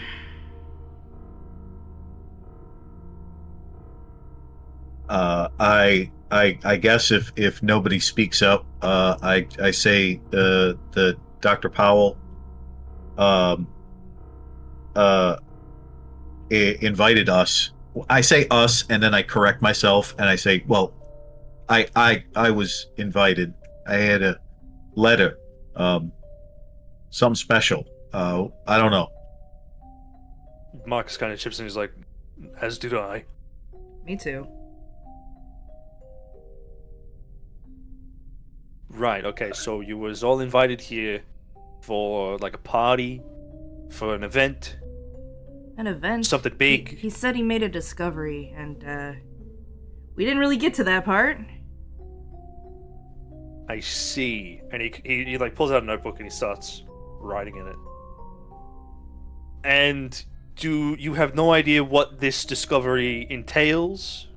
Something to do with a remote tribe in Africa. Yeah. See. And so I'm assuming then I know of Dr. Powell, but I'm assuming then that this was a field of study that he had been doing for a while. Oh yeah. Yeah. He's a world famous He's a world famous androgynous. Uh, No, that's me. Anthropologist. oh yeah. Yeah, alright, of course. Excellent. Now that's the barometer for the truthfulness, alright? Alright. So. Now, I hate to ask this, but do you think he would have any enemies? You know, people who would want him gone, send a message, anything like that? Well, he owes me money, but I wouldn't kill him for it. I see. All right. And he writes in the book. Yeah, I'll be honest. He still owes me a little bit too, but like I never do that. All right, another debt. Okay. And Marcus kind of pipes up and he's like, well, to be totally honest, he owes me a little more than just money.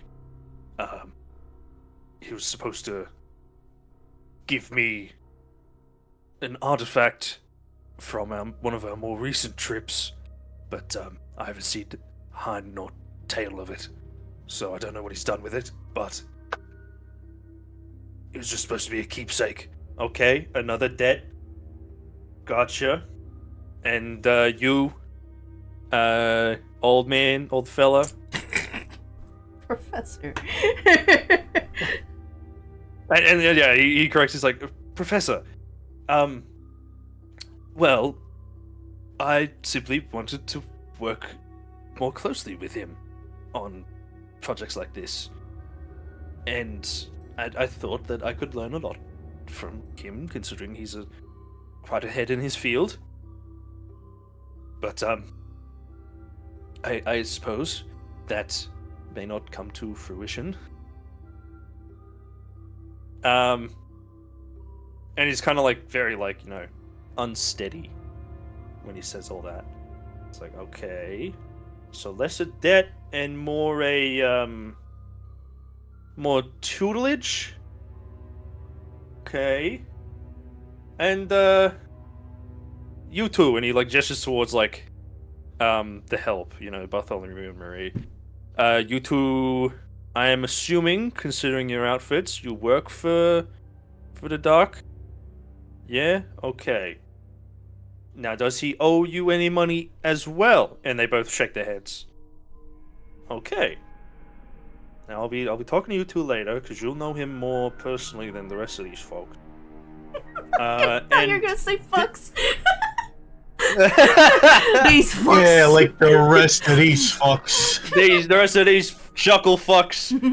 Sorry. And the little Missy here.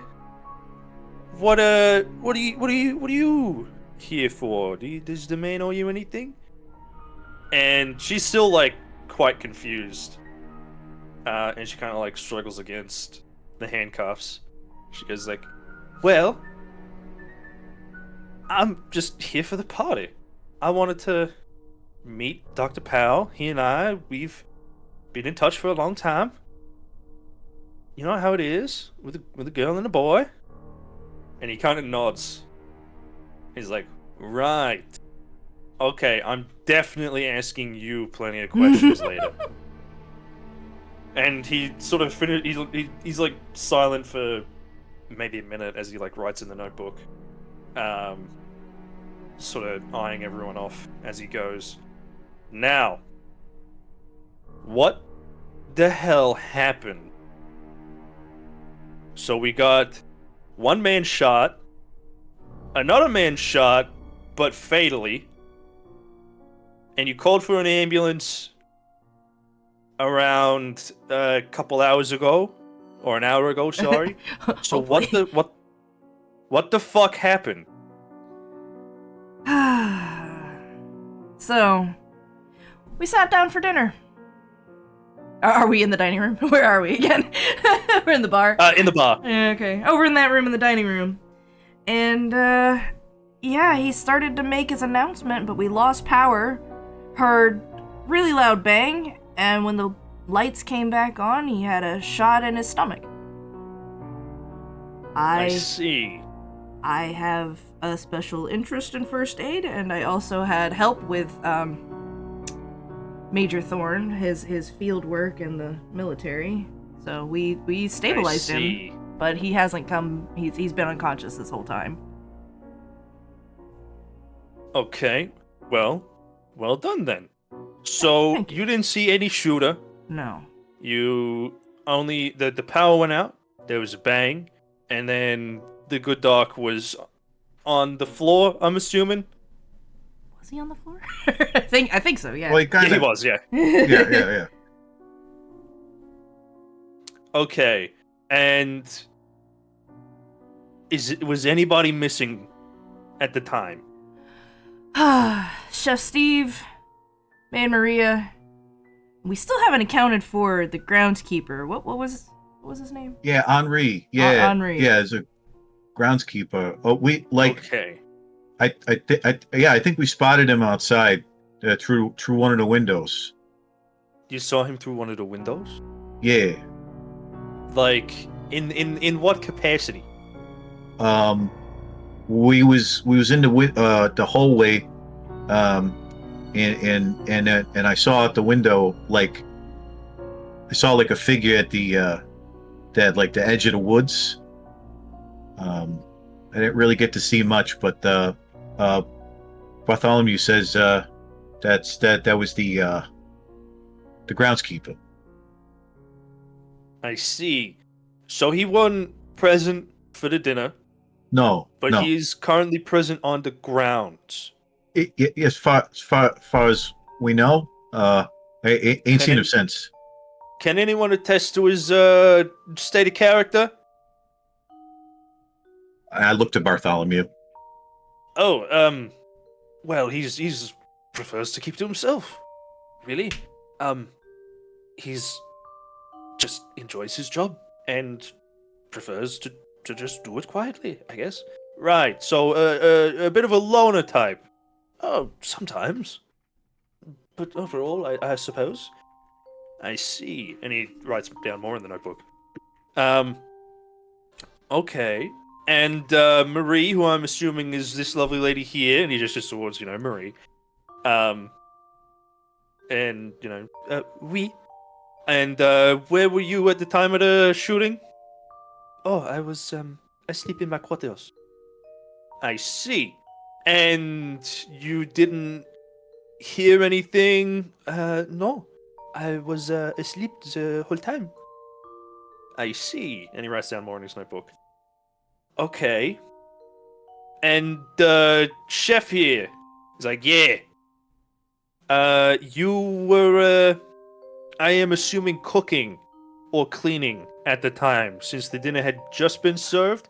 Yeah, that's right. I was, cooking up some extra meals for everybody, cleaning up the countertops and whatnot, and then bang! And I decided to hide, and they only found me not too long ago. All right. Now, when the power went out, what were people's thoughts? What kind of happened? We were all sitting around the table. The doctor was talking. The lights went out, and when they came back on, as far as I can tell, everybody was in the same place. I ducked under the table. Okay, so you ducked under the table when you heard the shot. Meanwhile, everybody else was pretty much in their spots, is what I'm hearing. Yeah. Okay. Now, this may sound a little far-fetched. I understand that during high-stress circumstances, they're not the first thoughts. But did you happen to find, I don't know, a shell casing or anything like that? Have you found the weapon at all? We assume it was Major Thorn's handgun, automatic pistol. But no, we did not find a casing. he reaches into his coat and unholsters his sidearm, and he kind of like holds it, thumb and like forefinger by the grip, and he goes like, sort of like this one. We can only assume it's only what he told us, and he's dead. Okay.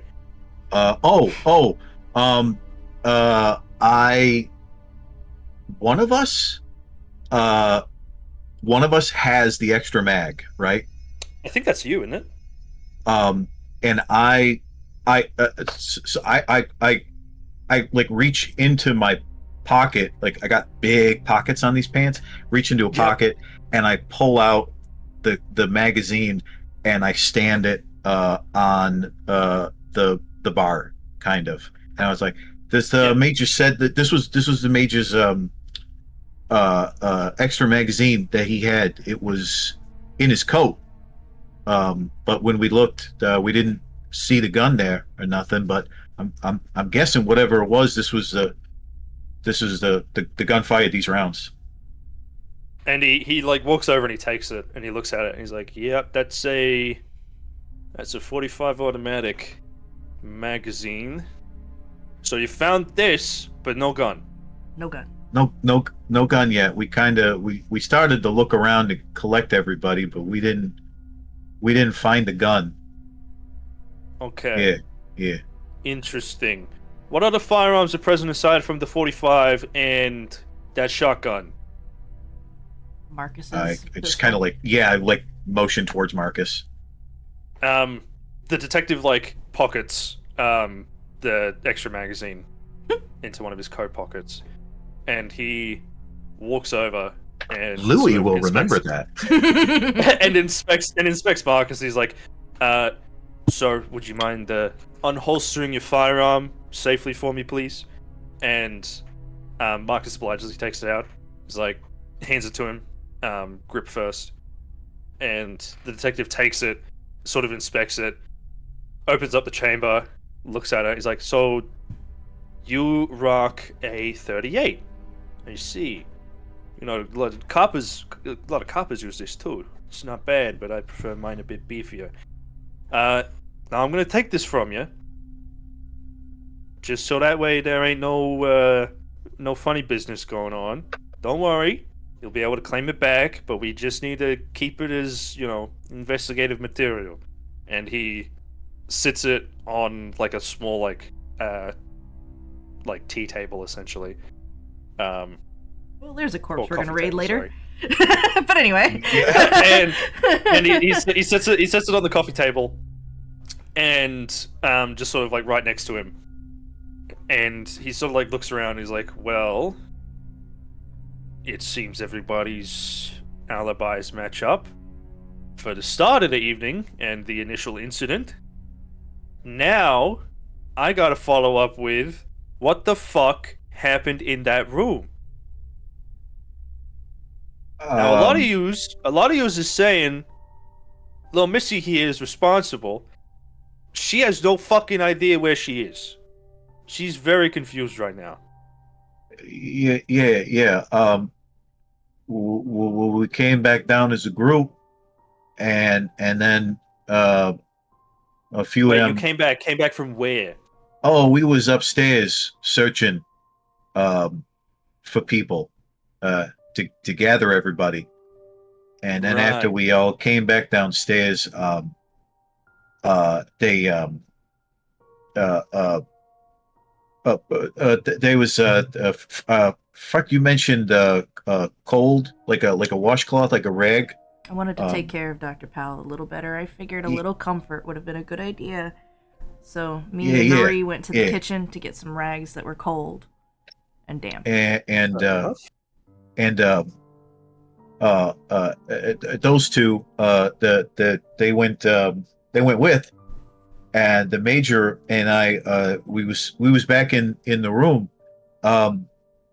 Virginia was passed out on the little fainting couch over there in the corner. Yeah. And the major and I was just talking. We was just talking, like we was just we was just talking, and just kind of like right next to my head. I couldn't hear nothing. Deep breaths. And Deep breaths and if I- you need, all right? I was sitting right across from him when she shot him. And when I turned around, she was standing there with the gun. And I just kind of reacted, and I took it out of her hands. Well done. You did good. You did good, kid. Yeah, yeah. In spite of the fact Yeah. that you're older than him, but don't worry about it. So, I am assuming the gun you mentioned is that shotgun on the floor in the other room. Yeah. Okay. Did we leave the shotgun in there? It's okay. It's okay. Wait, but there's still a shell there. There was one shell on fire. It's okay. Look. It's okay. All right. And he opens the door and sort of like has a look. He like walks back out and he grabs the shotgun, the shell, and the spent shell. And he comes I was gonna back say, in. yeah, good. And he sits it on the table, puts the two shells down, and he's like, "All right, that corroborates your version of events." I mean, you probably can see like some of the like powder scarring like on the left side of my like face and shirt. Yeah, there's a little bit of like not powder burn, but just like Residue. yeah, pretty much. Additionally, there are like you haven't really noticed, but there are like spatterings of blood on you as well. Oh yeah. I haven't thought about that. He's like, all right, so little Missy here took the gun. You say she was passed out when you arrived back. Yeah. Yeah, she was. Yeah, she was taking a Okay. nap. she was sleeping. She was very shaken up by the doctor's condition, The shooting. the shooting. Yeah. So when we went to go looking for the help, You know, the vapors. Yeah. Right. Dr. Okay. Gray. Dr. Gray in Virginia stayed with Dr. Powell in the room. So when we got back, she was asleep. It's probably a lot of. No. probably- Dr. Gray went with Steve. Stayed with her in the room, and so did. Oh Mike. yeah, yeah. Sorry. It little fuzzy. No, hey, look, that's okay. Stressful event. Brian's gonna do some funky shit. So, just Yeah. confirming, you Yeah, went out looking for other people, yeah. trying to collect everybody. Yeah. You came back. Yeah. And who was the party exactly that went out looking? It was Me, Louis, Dr. Gray, and Bartholomew, and Marcus. yeah. Right. So quite a sizable party of people to go and have a look around. Yeah, and we all were like near each other, like we didn't like wander or anything. Okay. And it was Stephen, the Major, and Marie, who were all in the same area around the dock. Yeah, the Major and yeah. Steve went to the bar, but they came back. Yeah, of course. Yeah. Okay. Yeah. Now, the drinks themselves, I'm not gonna question. That's somebody else's fucking job. Look, Oh God, that's right. It's fucking prohibition. prohibition. Oh Jesus. Now, okay, so you went Wow. out, the 5 years, came back, little Missy unconscious, Doc unconscious, and then it was just you and the Major in the room with Virginia and the Doc. I'm Yeah. assuming your name's Louis. Yeah. Look, yeah. Louis Frazzetti. Yeah. All right. Yeah. Okay. Yeah. And then Virginia takes the gun.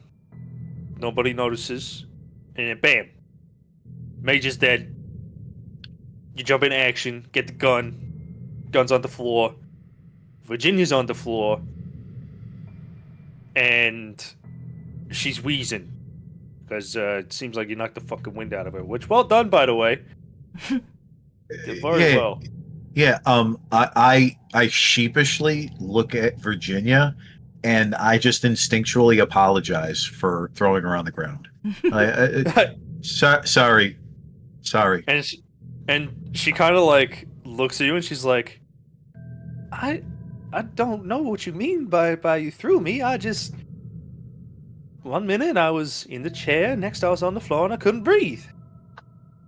And the detective kind of looks like side eyes at you, Louis, and he kind of goes, "Okay, well, why don't you give us your series of events then?" "Oh well, as Freck said, I was quite shaken by the whole ordeal, and I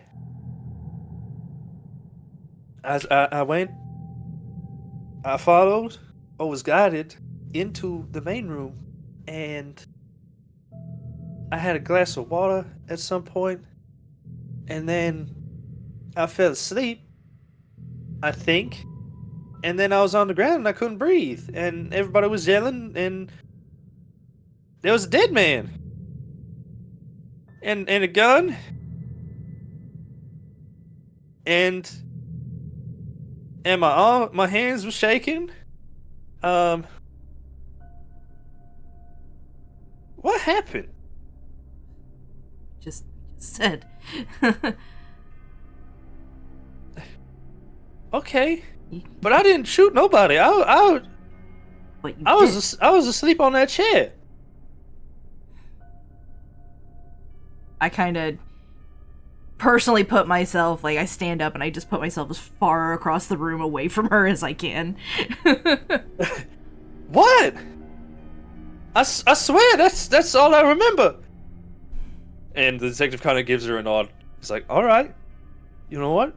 Fair enough. If that's what you remember, that's what you remember. Now, okay, we gotta. My biggest concern right now is that, in spite of Lil Missy in cuffs, it still may not be 100% safe. All right? So, what I would like is for a couple of us to go and find that Henri guy, bring him here, and then that way we can find out what the hell he was doing when everything was going down. Because you said you saw him out the window. Look, he was looking in? No, Yeah. he was just No. he was way out at the edge of the woods. You saw how far the woods are away from the house. He was out there. Yeah. He was just walking, Okay. like doing his work or something. I don't know. So, okay, so he weren't looking in, No. you think? He was just going about his business. Yeah. Okay. Yeah. What far what as we Frick know. said. I don't remember too good. Okay, and in spite of everything, gunshots travel fair distance. They're quite loud. You Yeah. still haven't yeah. heard from him? No, I don't think so. I ain't seen him. Okay, interesting. I look to Bartholomew. Is Henri hearing impaired?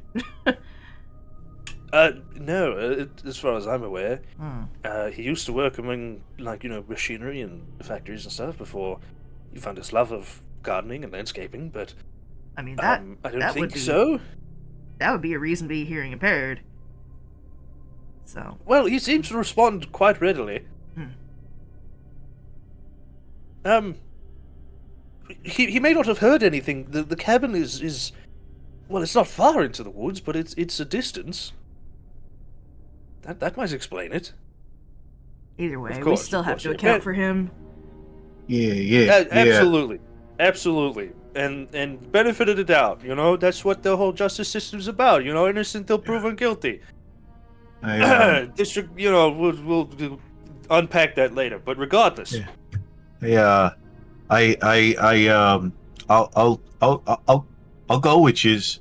I wouldn't mind some fresh air myself. okay, all right. So if Yeah. you's happy to come with me, we need you know a couple people to hang around and take care of the more vulnerable folk.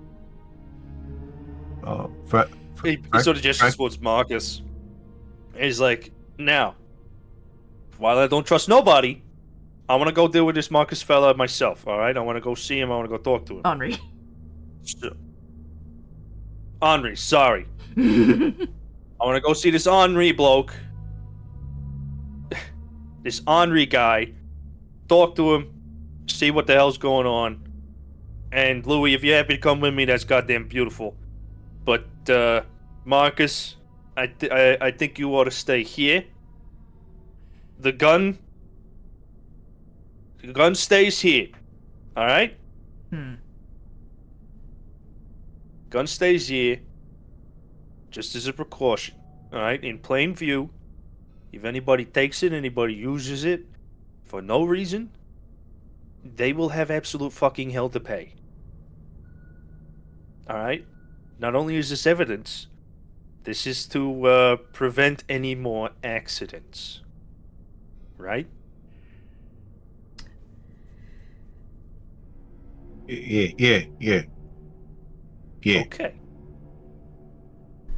Alternatively, I can take it with me. However, I would prefer you to have some way to defend yourself if shit goes awry.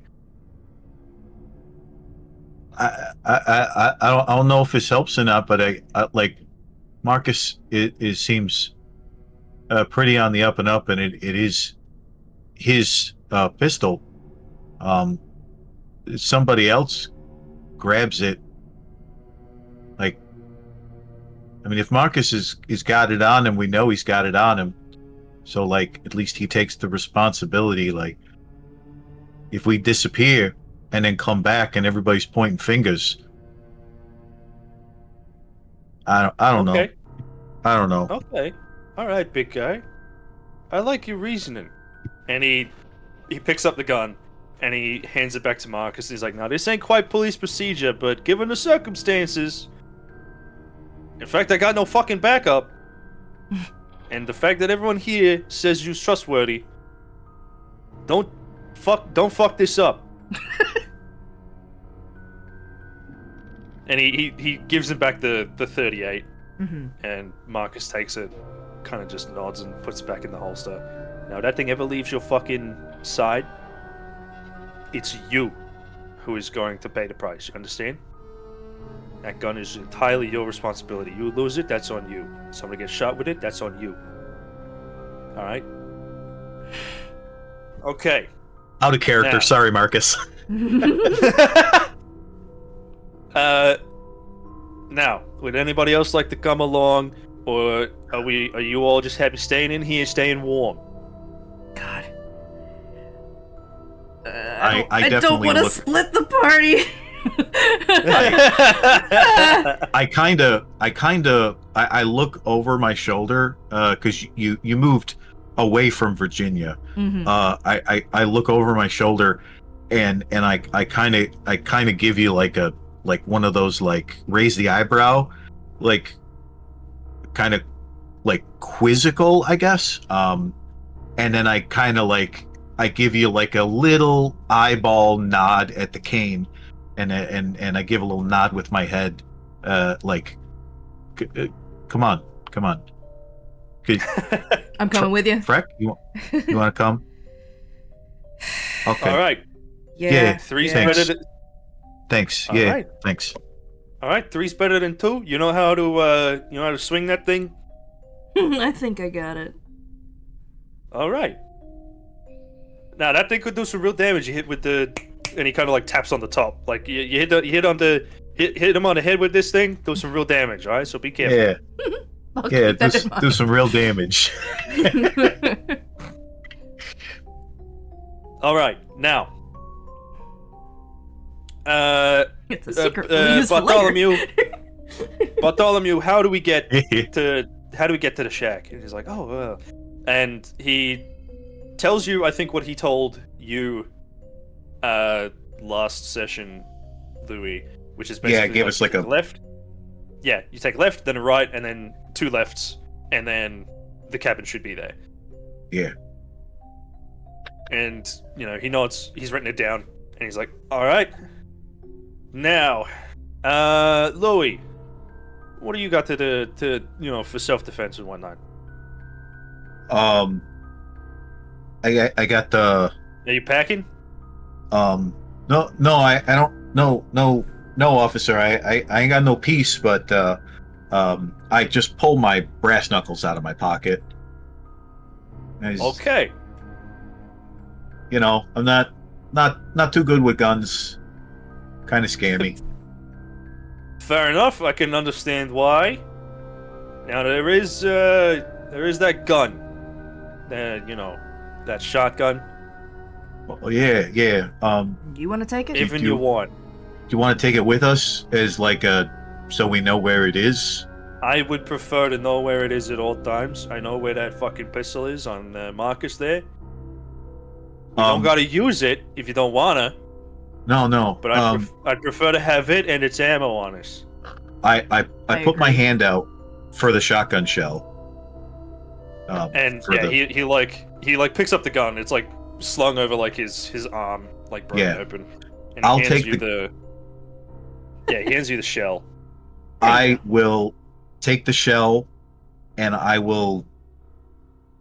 Yeah, I'll kind of like look at Freck for a second, like, but My like pocket, your realize pocket. that no, that's I was like, that's no. I mentioned we should take it. I should like I don't say anything. I just kind of like, oh no, it's my responsibility. I said so.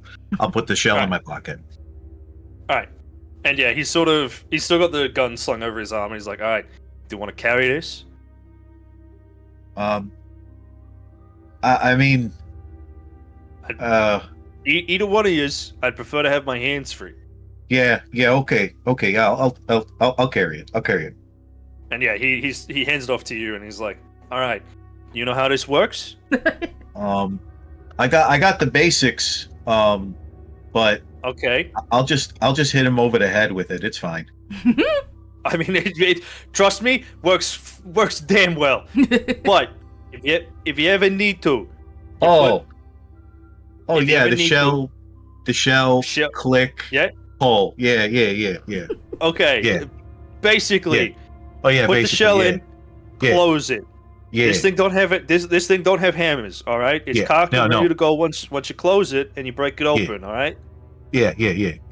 That little nub on the end there. That's your aiming point. Yeah. Now, if you do shoot it, make sure you're leaning into it and you pulled it tight into your shoulder, because that thing's gonna kick like a fucking mule. I believe you. It's pretty fucking loud. It sure is. Speaking of, and he kind of like I said it's looks pretty at fucking the- loud. and he kind of like looks at you. He like turns your head and he like looks at the residue, the gunpowder residue, and he's like, I mean, I wouldn't. "You all right?" I wouldn't doubt if it like popped my ear. I was like, gonna say with a little there bit should of be blood like, in my trickling ear. down. Yeah. So thankfully there isn't. Oh, good. It was definitely concussive, but it wasn't enough to like rupture, like your eardrum. Yeah. Definitely painful, Mhm. and sort of like your hearing, especially in that ear, is still sort of like swimming a little bit. Probably the best way to describe it. Oh yeah. But it's very slowly sort of like coming back. But I will probably say, for listen checks for a little while, Yeah. you're going to have a penalty die.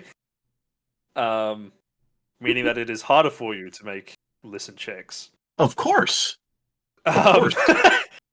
So, Of course. If I would have made a listen check going forward, I would have brought that up before I even rolled. all right, brilliant. Thank you. I give Oh, I'm little all little about smooch keeping on it the on the up forehead. and up. Yeah. Little smooch on the forehead. Thank you. Good player. So,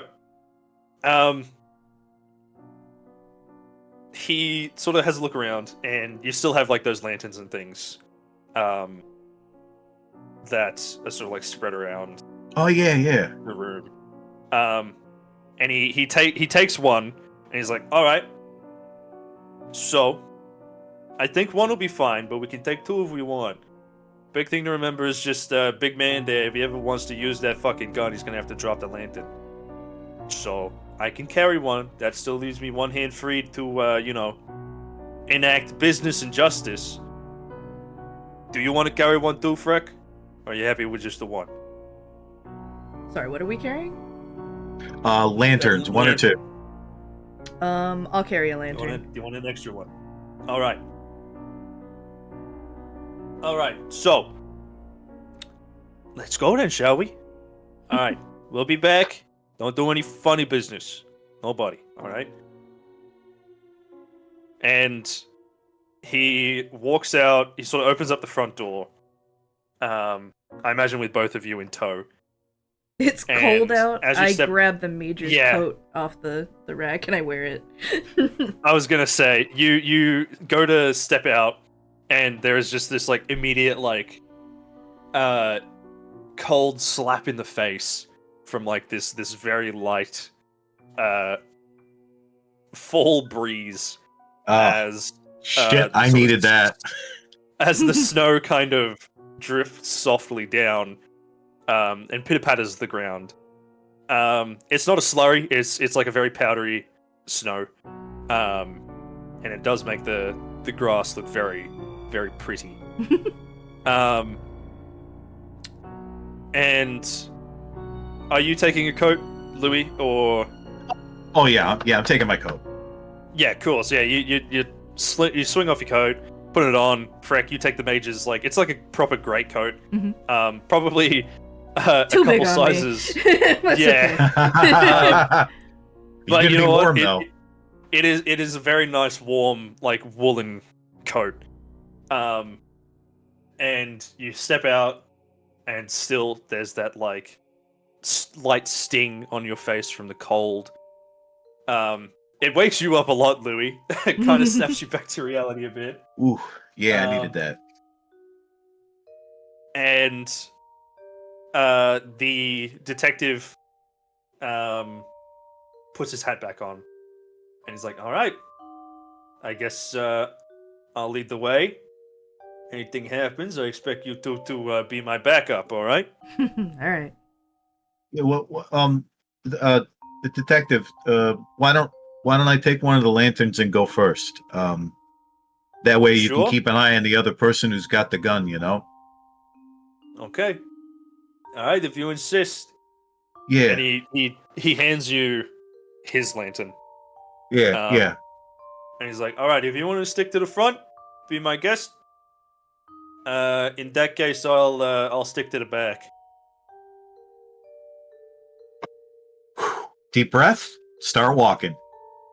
I'm using All the right. cane as an There's a actual very- cane. Yeah, nice. There's a very light sort of crunching underfoot from the basically frozen grass. It's honestly a very pleasant sound. There's the rustling of leaves and trees. It's, given the circumstances, an oddly comforting setting. It's very different.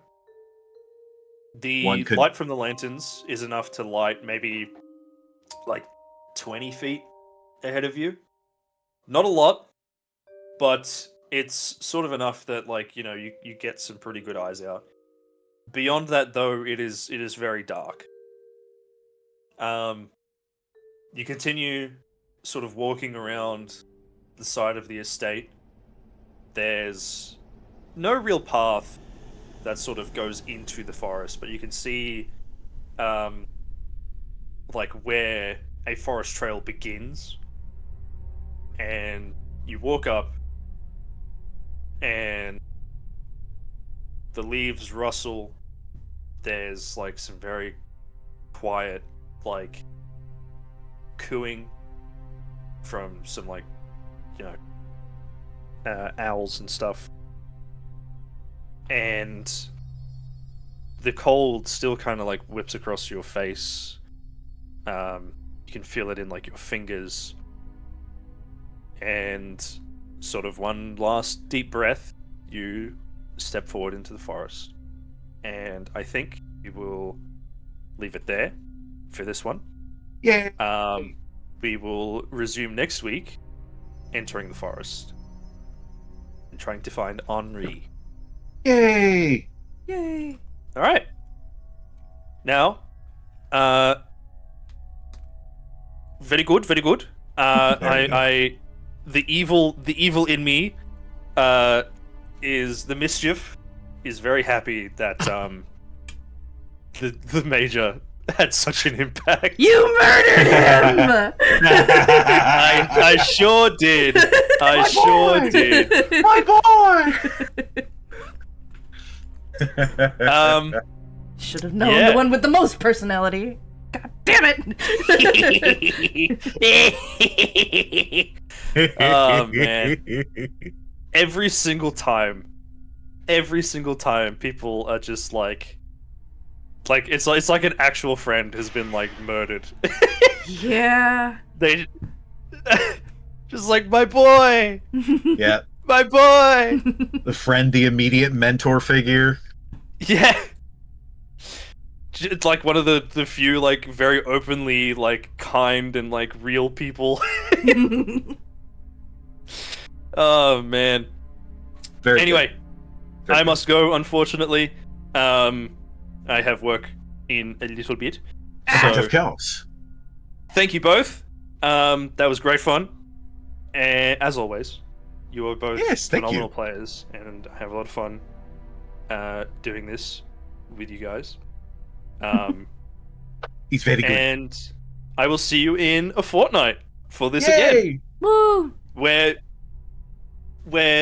things might wrap up? Question mark. We will see. We will see. We will see. All right. Take care, you lovely people. Have a good day. Bye bye. Bye. Bye.